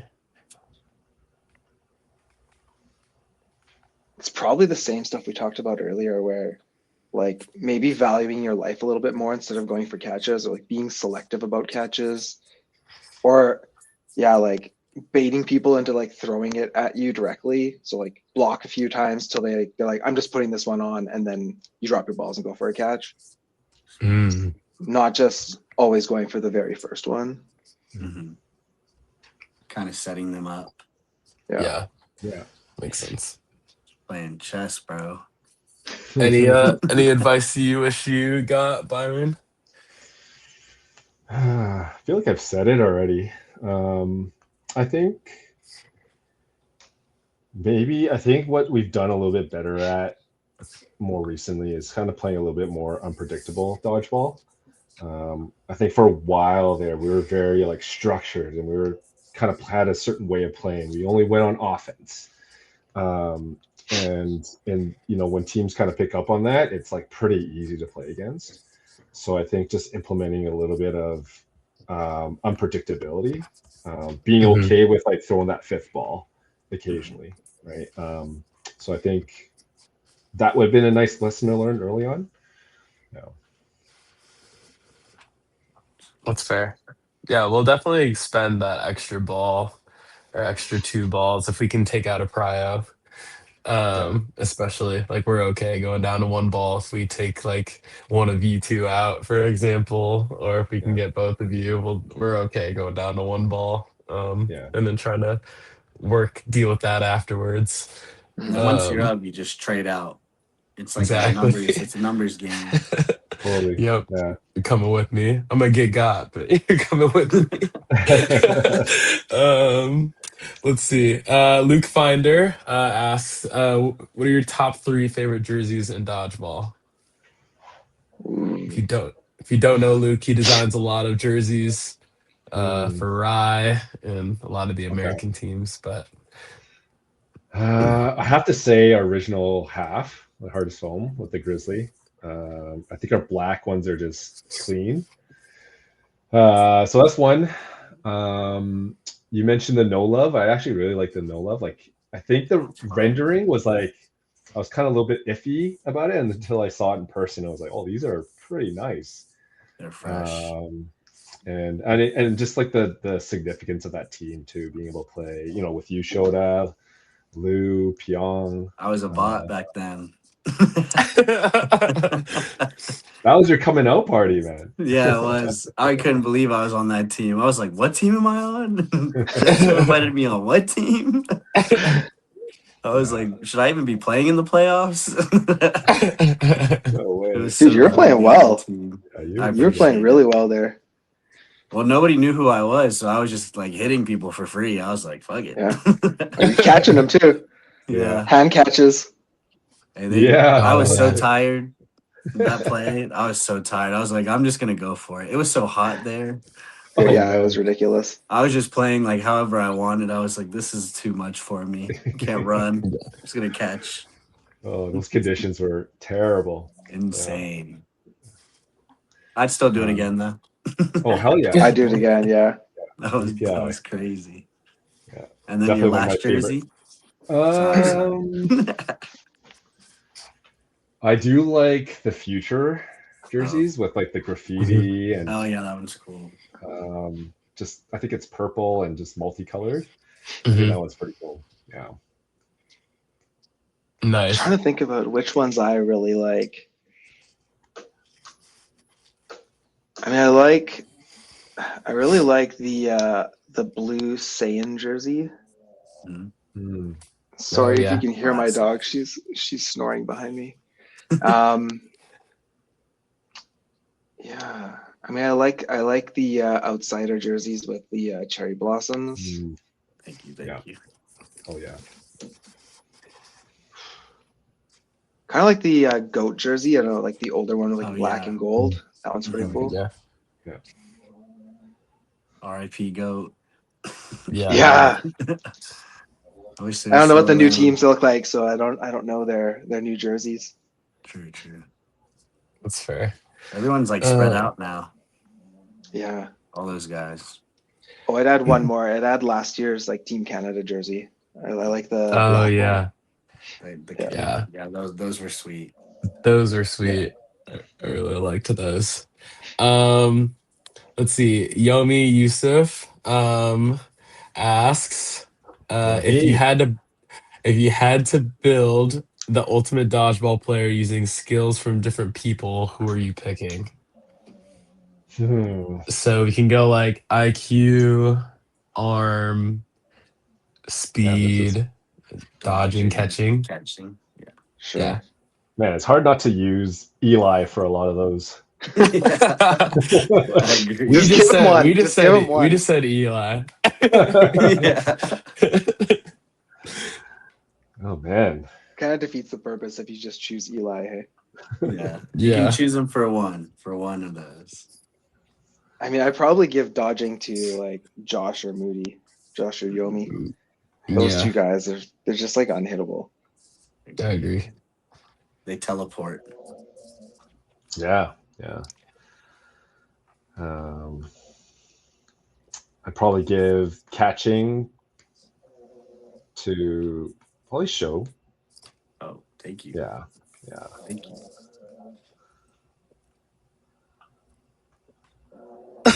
Well, Damn. Yeah, it's hard. It's hard to build. What else are we looking for? Arm. Arm. Yeah, arm. Who's your favorite arm? Oh man, it's a hard one. I do like I mean, Ashley's throw. Ashley, Eli. I'm doing this good. exercise without using Eli, so Sure. Nice. Yeah. I do like Ashley's arm. It's just a clean throw. It's quick and it's effortless. Yeah. Probably put Merg up there too. Oh yeah. Yeah. Merg Like the time that he starts throwing to the time the ball's on you is like nothing. That's Like there's other people that throw just as hard, but like they have to take a step into it. So like it's coming, right? That's true. He hit me in the foot at the thing and I didn't even see the ball coming. I was just like, oh, I'm out. I guess. Grenier's got a good arm too. Oh yeah. Oh yeah. Throw some darts. If you ever watch Grenier's throw like in slow motion, I just don't know how his arm doesn't like snap. Like how his throwing motion is. Like it's insane how hard he throws, but yeah, just like I've like slowed down his arm motion just from like nerding out watching YouTube and just like watching like his snap of his throws. I'm like, dude, how is his UCL just not crazy? Yeah, he puts his whole body into it. It's yeah, seriously. He is also like pretty young, right? Like he's 20. Yeah, I think he's like 27, 28. 27? Yeah. Around my age. Blocking, I'd probably give to. I feel like Maddie's a really good blocker. Dylan Cruz is a really good blocker. Dylan Cruz, yeah. Good options right there. What about speed? Oh yeah. Ooh. I don't know. We face these Howl guys. They're all pretty quick. That's true. That's true. David Chang. I mean, Just pick one from yeah, Al. Shota, Eli, you guys are quick. Aaron. Oh man, Aaron. Aaron Goodwin. Yeah, he's fast. I was thinking about people like rushing me down, not the opening rush as much, but man, that makes Aaron on the sense. opening rush is like crazy fast. Dude, it's insane. Yeah. Yeah. Oh, I guess I picks. have a question then. For those attributes or tools, like who on your hardest phone team would take those tools and make like the best hardest phone player?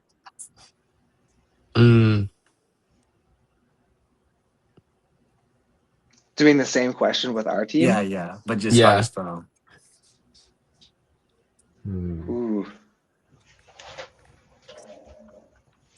I mean, I think the best dodger is Sam by a mile. Fair. Yeah. So that's easy. He's also There's the a lot of- quickest. Yeah, he's also the quickest. Okay. Who would you I give think on the catching arm- to? Oh, the arm. Oh man, Derek. catching I would arm put I'd Derek. probably give to Derek or Cody. Like it depends on what Sure. you're looking for. Cody's got a throw that's just like it's so hard to read. I mean, Derek does too. I don't know. Yeah, those two guys they're hard to read. Catching Tied for probably arm. goes Pete. Pete. Pete catches shit and doesn't even see it.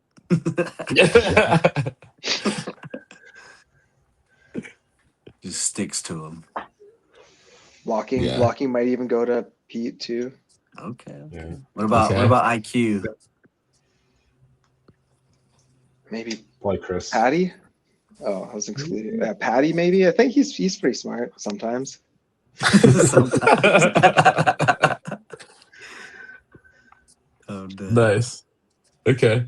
Good answer. Good answers. Let's see. Cody Burke says, Byron, how fast can you take a shirt off with one arm, and can you time it and show us on the podcast? You don't No, have we're to do not doing that. I'll send you guys the Take videos it later. off. I've got plenty of Take them. it off. All right. Hey, we're trying to get our views up, okay? The viral clip, Byron. Yeah, so we got to use Byron for it. Name, image, and likeness. Fine,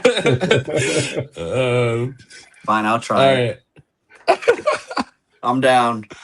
You ready? gonna try it? Okay. Yeah, One arm. time me, Bo. All right. Hold on. This is insane. I got All it. right. Ready? You got a long sleeve too. Yeah. All right, let's Well, go. that's tough. Wait. Take your Tell me shirt when. off with one arm. Okay. Ready? Set. Go. That was All right, Pretty Byron, quick. you're up. That was pretty quick. 3.87 seconds. 3.8. Oh gosh, can't believe I'm doing this. All right, Oh my god! All right, do this. Let's go. He's got to stand up. I hope right. Joey's tuned in Oh. right now. Oh yeah, Joey LeBlanc is locked in right now.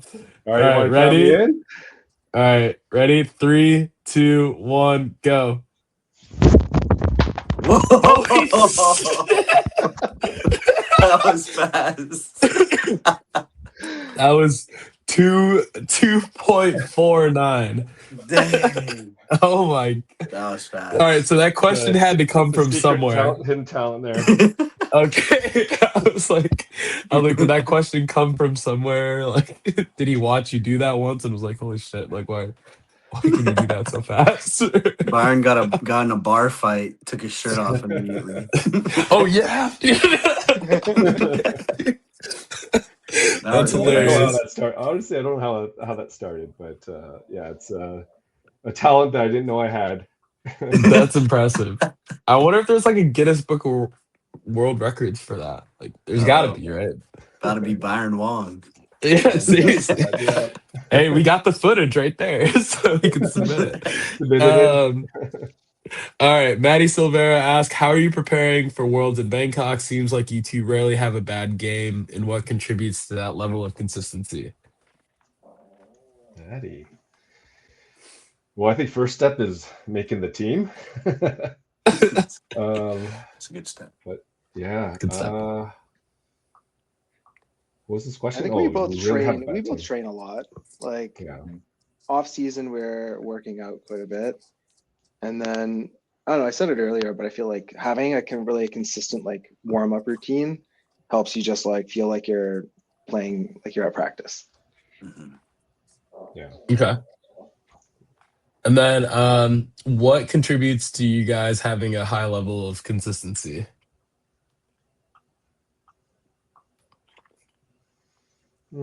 I think just along the same lines as what Chris was saying, like I think that pre-game preparation is pretty important. For me, I like to like at least do a little bit of blocking, like just seeing guys like throw at me, like just being able to Mhm. track the ball, feel comfortable with blocking, and just like tracking the ball in. I think that, yeah, I think that just mentally gets me ready and confident. I think some of my worst games are when like I don't get a full warm up in, or you don't really get much of that like pre work done. Um, but that's just kind of me personally.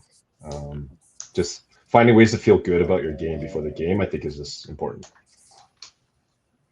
That makes sense. Yeah. Um, let's see. Dan Holzer asks, who can kick higher? Who's better at cards? And what are you doing to spike the ball less? It's working. Sounds like a Chris question. Yeah, the who can kick higher thing is definitely Kalen. He can, for whatever reason, he's like Gumby. He can like kick like right over his head. And when I try to do it, I end up on my ass. So let's see who's the best card player. I mean, I'd be foolish not to say myself, I think. What kind of cards do you guys play? Like poker or We're spades? usually playing Big Two, and it's usually like every Team Canada camp we're playing for some kind of drinks or something. Okay. I'd like to say that I'm up there, you know? Okay. We'll have to teach you guys the next time we're all out. I'm Yeah, down. I've watched you I'm guys down. play, but haven't hopped in just yet. I love card games, so I'd be down. All right. Um, what are you doing to spike the ball less? Yeah, that's for me for sure, because Byron doesn't spike the ball very much. Yeah, I think it's a little bit of like warm up, a little bit of throwing from like a higher angle and keeping my weight back more. So like not shifting forward too much where like you're following through and spiking it. Yeah. That's fair. You skipped a couple of Maddie's questions right here. That's fine, isn't it? What did I say?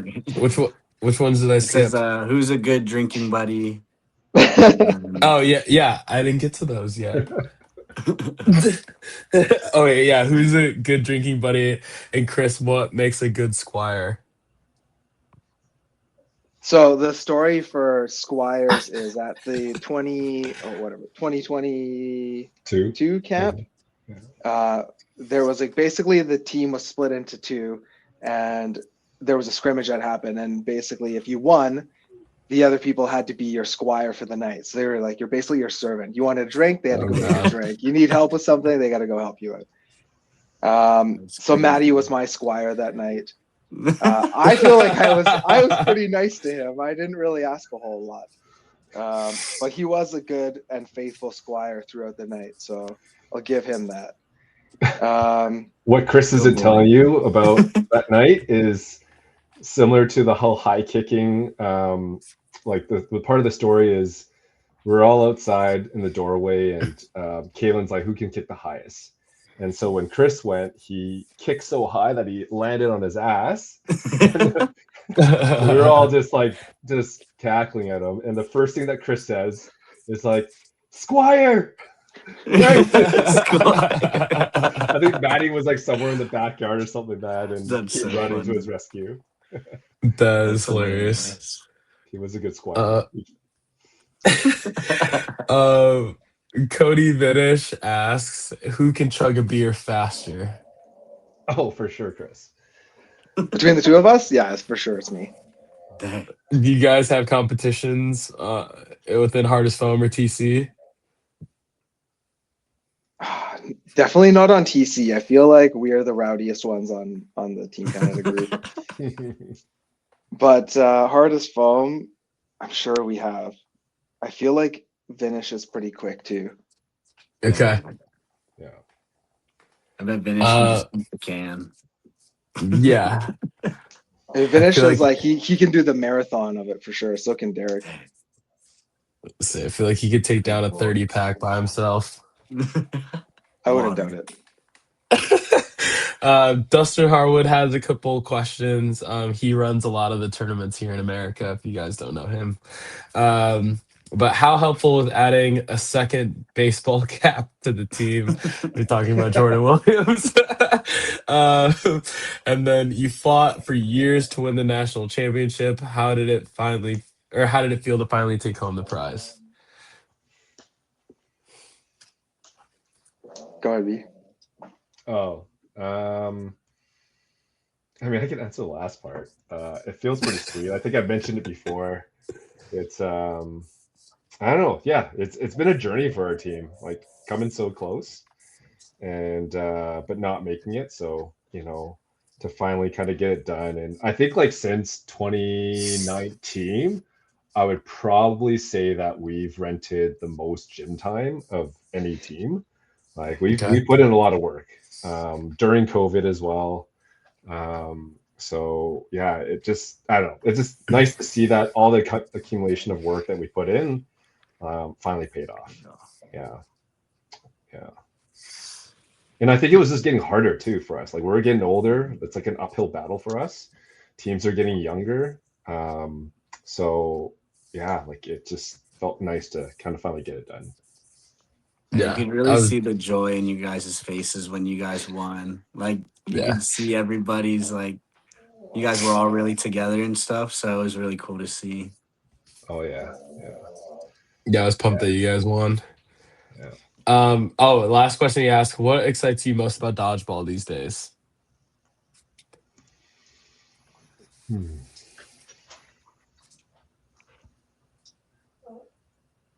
I mean, I think it's just an excuse to hang out with your friends and your buddies. I think that's up there. And also feel like the game is, I don't know, what keeps bringing me back is I think I'm just always learning. There's like new things to learn. There's like, I think the game is like constantly evolving. So trying to figure out like what that edge is, like what kind of new strategies we can kind of implement. And, it's, yeah, I like that about the sport, just trying to figure out like those little small edges. And I think it's still like growing. I think we're still kind of figuring things out too. So, yeah, I like that part of it. That dog is out. Do you want to see her? Sorry, Show and I were like smiling at each other because. Jello. Knocked. So loud. Good night. To be that small. That's awesome. That's awesome. Yeah, she's passed out. Worked a 9 to 5. This is what she did 9 to 5 too.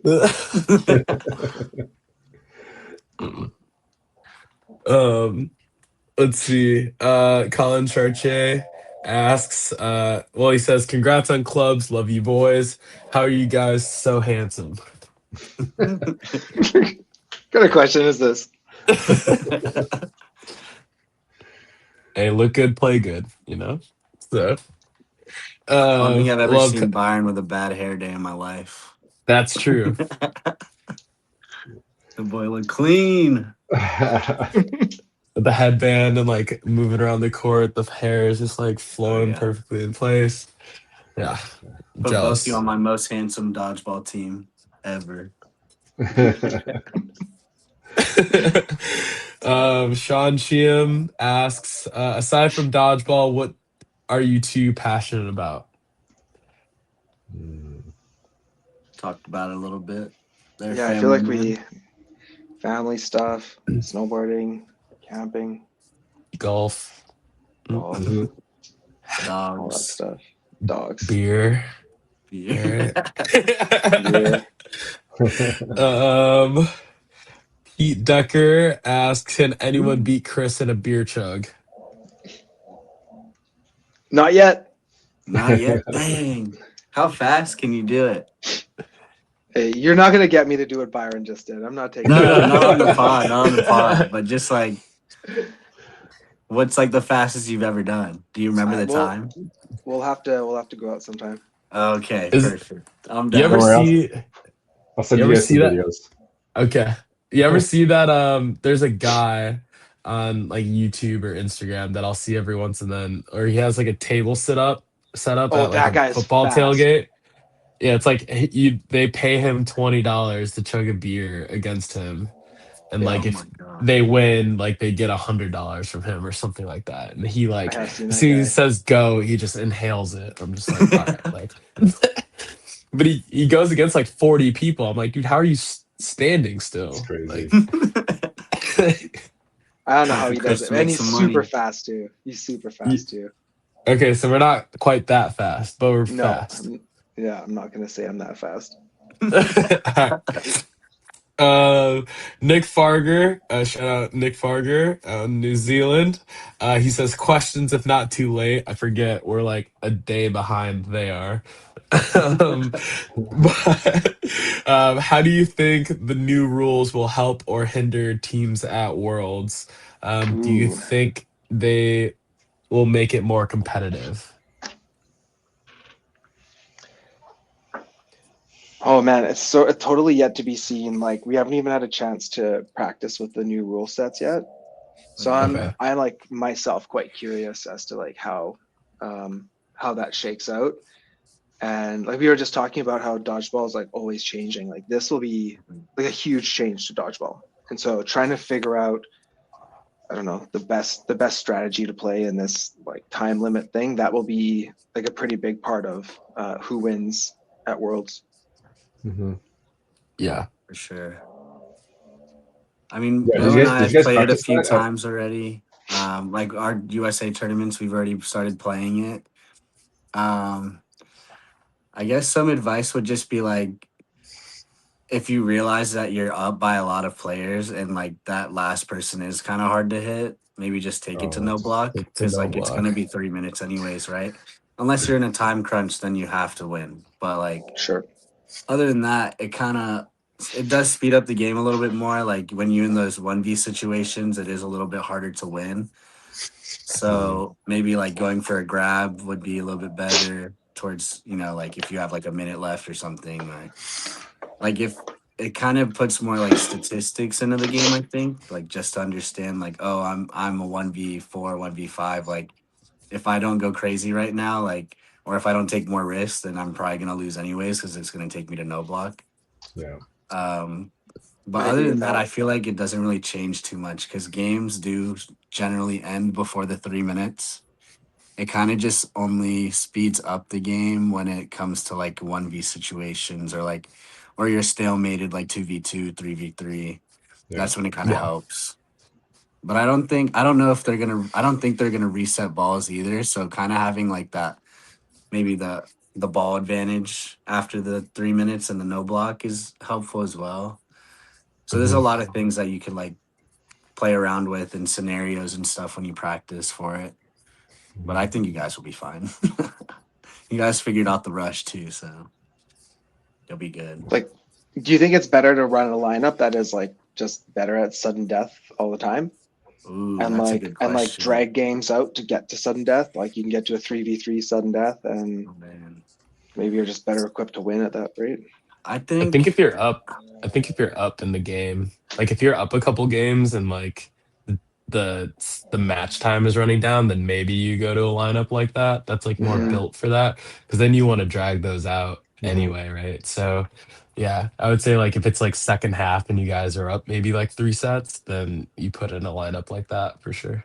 You still have to think about it like games still end before the 3 minutes a lot of the time. So it's like, Yeah. do I risk putting these people in just so we could Yeah. stay alive and try to win through time, or do we still just thug it out and play with our main guys so we can try to win just in general? Because Yeah.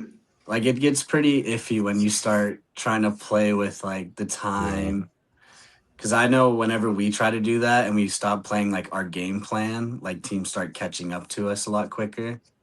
And Yeah. like they start taking advantage of us, and then you kind of lose the momentum, and then all of a sudden they have the momentum on the comeback. So it's like, Yeah.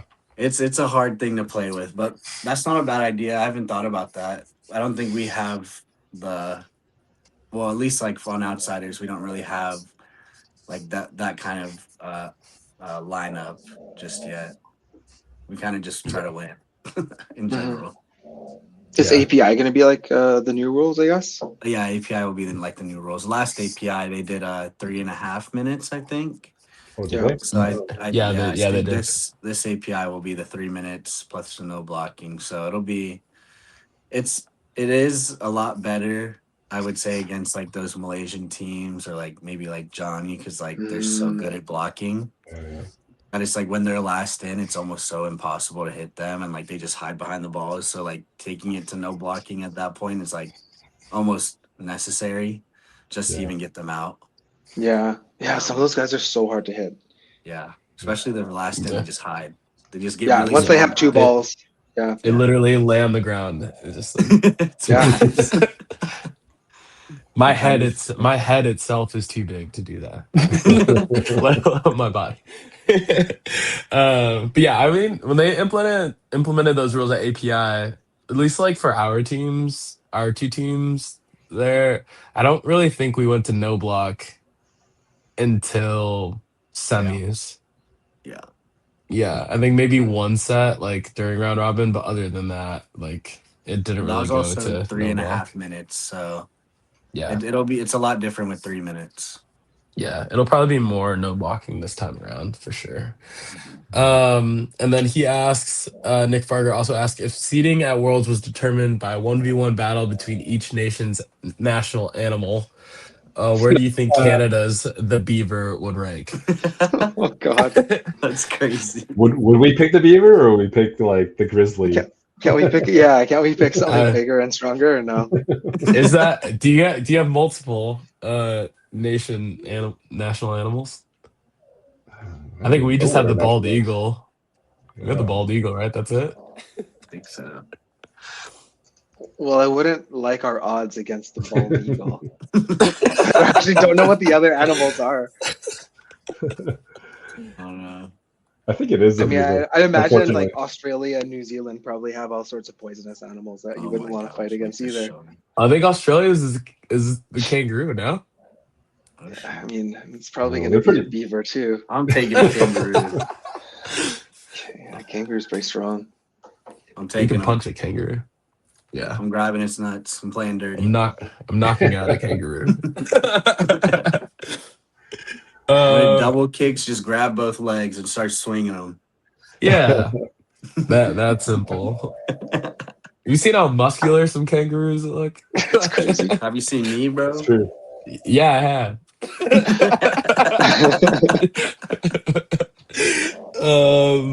Last Nick asks, could you beat Shota or Bo in an arm wrestling match? Probably the grown ass men. Yeah, probably. I don't know the last time I've like actually arm wrestled anybody, Oof. but I feel like it'd be a pretty even match. Dang. how many beers in are we? That would Try matter. it out. That would matter. That does No, matter. I'm too scared of breaking my arm. Like, have you seen those arm wrestling Oh, videos? yeah, man. where Oh they my just snap. I stopped doing arm wrestling after Oh that. yeah. That's a good Yeah. point, actually. So I think You're like too- after a few beers, I feel invincible. I'll arm wrestle Vinish and you'll just tear my arm off. Oh yeah. Well, Oh, you yeah. just Oh, throw I me would- off I the wouldn't table, try. probably. Yeah, you're not going to the heavyweight category. Right, I'm only 200 pounds, so I Yeah, guess but stick however together. many beers we get into, I don't care what weight class I'm in. That's true. Show's just looking up at me. I'm just looking at gimme him. Witness me. Okay, final question. Let's see. It's a comment, I guess. Wait, hold on. Oh, okay. This is for Chris. Sorry, they wrote a long paragraph, so I was trying to sift through it. But they asked, someone producing a documentary on dodgeball has apparently been trying to get you on camera for the last 3 years, and you keep saying no. They wrote in to ask why you said yes to the Bonsai Oh Boys no. podcast, and if this signals a change in how you feel about public appearances. Oh my goodness. I mean, you guys were relentless, and you were bugging Stella and bugging Byron, and these two are all over me to join this podcast.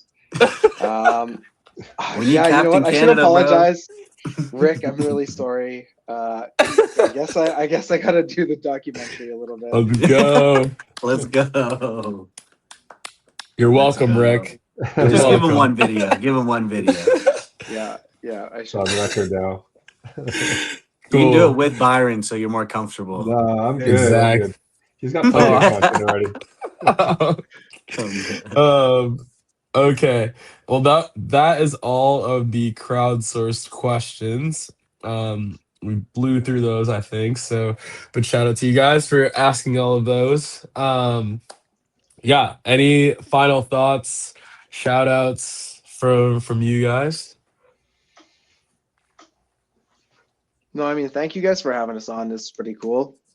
I don't know who's gonna listen to what we have to say, but yeah, it was pretty cool. You guys had some really good questions too. Thank you. Enjoyed it. Thank you. It's Thank Sorry tough about to your follow. time. It's tough to follow Kenley's pod though. I know. That was pretty entertaining. She's hilarious. Maybe if we all were drinking and doing this podcast. That's Would true. help. Next one, we got to do beers. Next, we'll do a live sure. podcast, just chugging beers. I like Taking it. shirts off. Shirts Let's off. go. You chugging want our beers. shirts off. We'll do a That's relay race. insane. Oh my gosh, yes. Okay. USA versus Canada beer chugging relay race. Relay Oh my races. I'm Do yakking. it. Let's go. I'm gonna puke and rally. Logan's gonna cook us, bro. Logan's Logan? gonna cook us, bro. Logan had What like do you- a shot of tequila and just spit it out all over me. I thought you were saying cook as in like he was gonna. Me too. No, he's I gonna was like, disappoint us, bro. I was like, We what have do you Josh mean? too, He- though. Oh, you do have So- Josh. Oh. That's true. Hmm. Josh will like throw it over his shoulder. You'd be fast. Yeah. It would be You fast. drank it all already? Yeah, something like that. But cool. No, I mean, I appreciate you guys coming on. Like Legends. sort of short notice after winning clubs, but we were waiting to see who won. But we were excited to get the winners on, and learn more about you guys in general. So, I've always been like a huge fan of you guys from afar, and always been pumped whenever I've gotten to play you guys in the past. So, really cool to talk to you guys and get to know you guys more often, Oh, yeah. or more for sure. Stop posting us in all your clips all the time. Look, Yeah. look between show. Yeah, you guys are good. Some of you too. guys. like, all right. Next time that we play each other, every time that you guys hit me, I'm gonna just make a compilation of that. And me, And just post both of that. All right. Yeah, I think people are gonna start like clipping me and Shota and just putting it on Instagram. Fair game. I've done terrible things. I always think it's funny whenever I'm seen on like somebody's clips. I'm like, yeah, I mean, yeah, I get hit a lot. So, like, Yep. I get caught a lot. Shota gets caught a lot. But no, shout out you guys, and then shout out to listeners. We just hit 350 consumption hours, so you guys have been listening to this a Damn. lot. Damn. Yeah, so shout out to the guests. It's not us by any means, but we some appreciate good you guests. guys. Yeah, we've had some banger guests between Josh, Eli, Kenley, you two. So yeah, if you guys have any more thoughts on who we should have on, or you guys have some recommendations, let us know. But I think next we may have some of the boys from USA on after we do announcements for activations. Nice. So we'll get some reviews, and then I know down the line we were talking about having we're gonna try and bug our coaches and see if they'll come on. Oh, Yes. Byron and Chris, are there anybody you would like to hear possibly down the line? Yeah. I want to see Mark come on this. Mark. Mark. Shit. Is this Oh, that's a Robbie? good one. Okay, Mark's a okay. good one. That's gonna be a I'll write it 4-hour down. episode. Oh, at least. At least. Certified yapper. Me and Mark are gonna fight about the 1 foot in, no feet Yeah. catching. Okay, Mark is a good one. Any other good ones? Can you get any of these like Australian guys or Hong Kong or Malaysian guys on? Oh yeah, for sure. We 100%. could Yeah, probably get something together. Nico said he would come on. There you Let's go. That's a go. good one. Yeah. We'll have to figure out a day because they're like a day and a half ahead of us or something. Yeah. So the timing, We'll figure Tough, it out. tough will be timing crazy, wise. but we'll figure it out. That'd be cool. Yeah. Yeah, Perfect. I like that. Okay, Thank you, cool. guys. Well, thank you guys for Thank coming you. on. Thanks, The guys. episode will be on Apple Podcasts, iHeartRadio, Spotify, Amazon Music, and then the video will be on YouTube as well if you want to watch the video version. But go listen to it, like it, share it, blah blah blah, all that stuff. Post. Cool. All right. Thanks, Goodbye. guys. Good night. Thank you.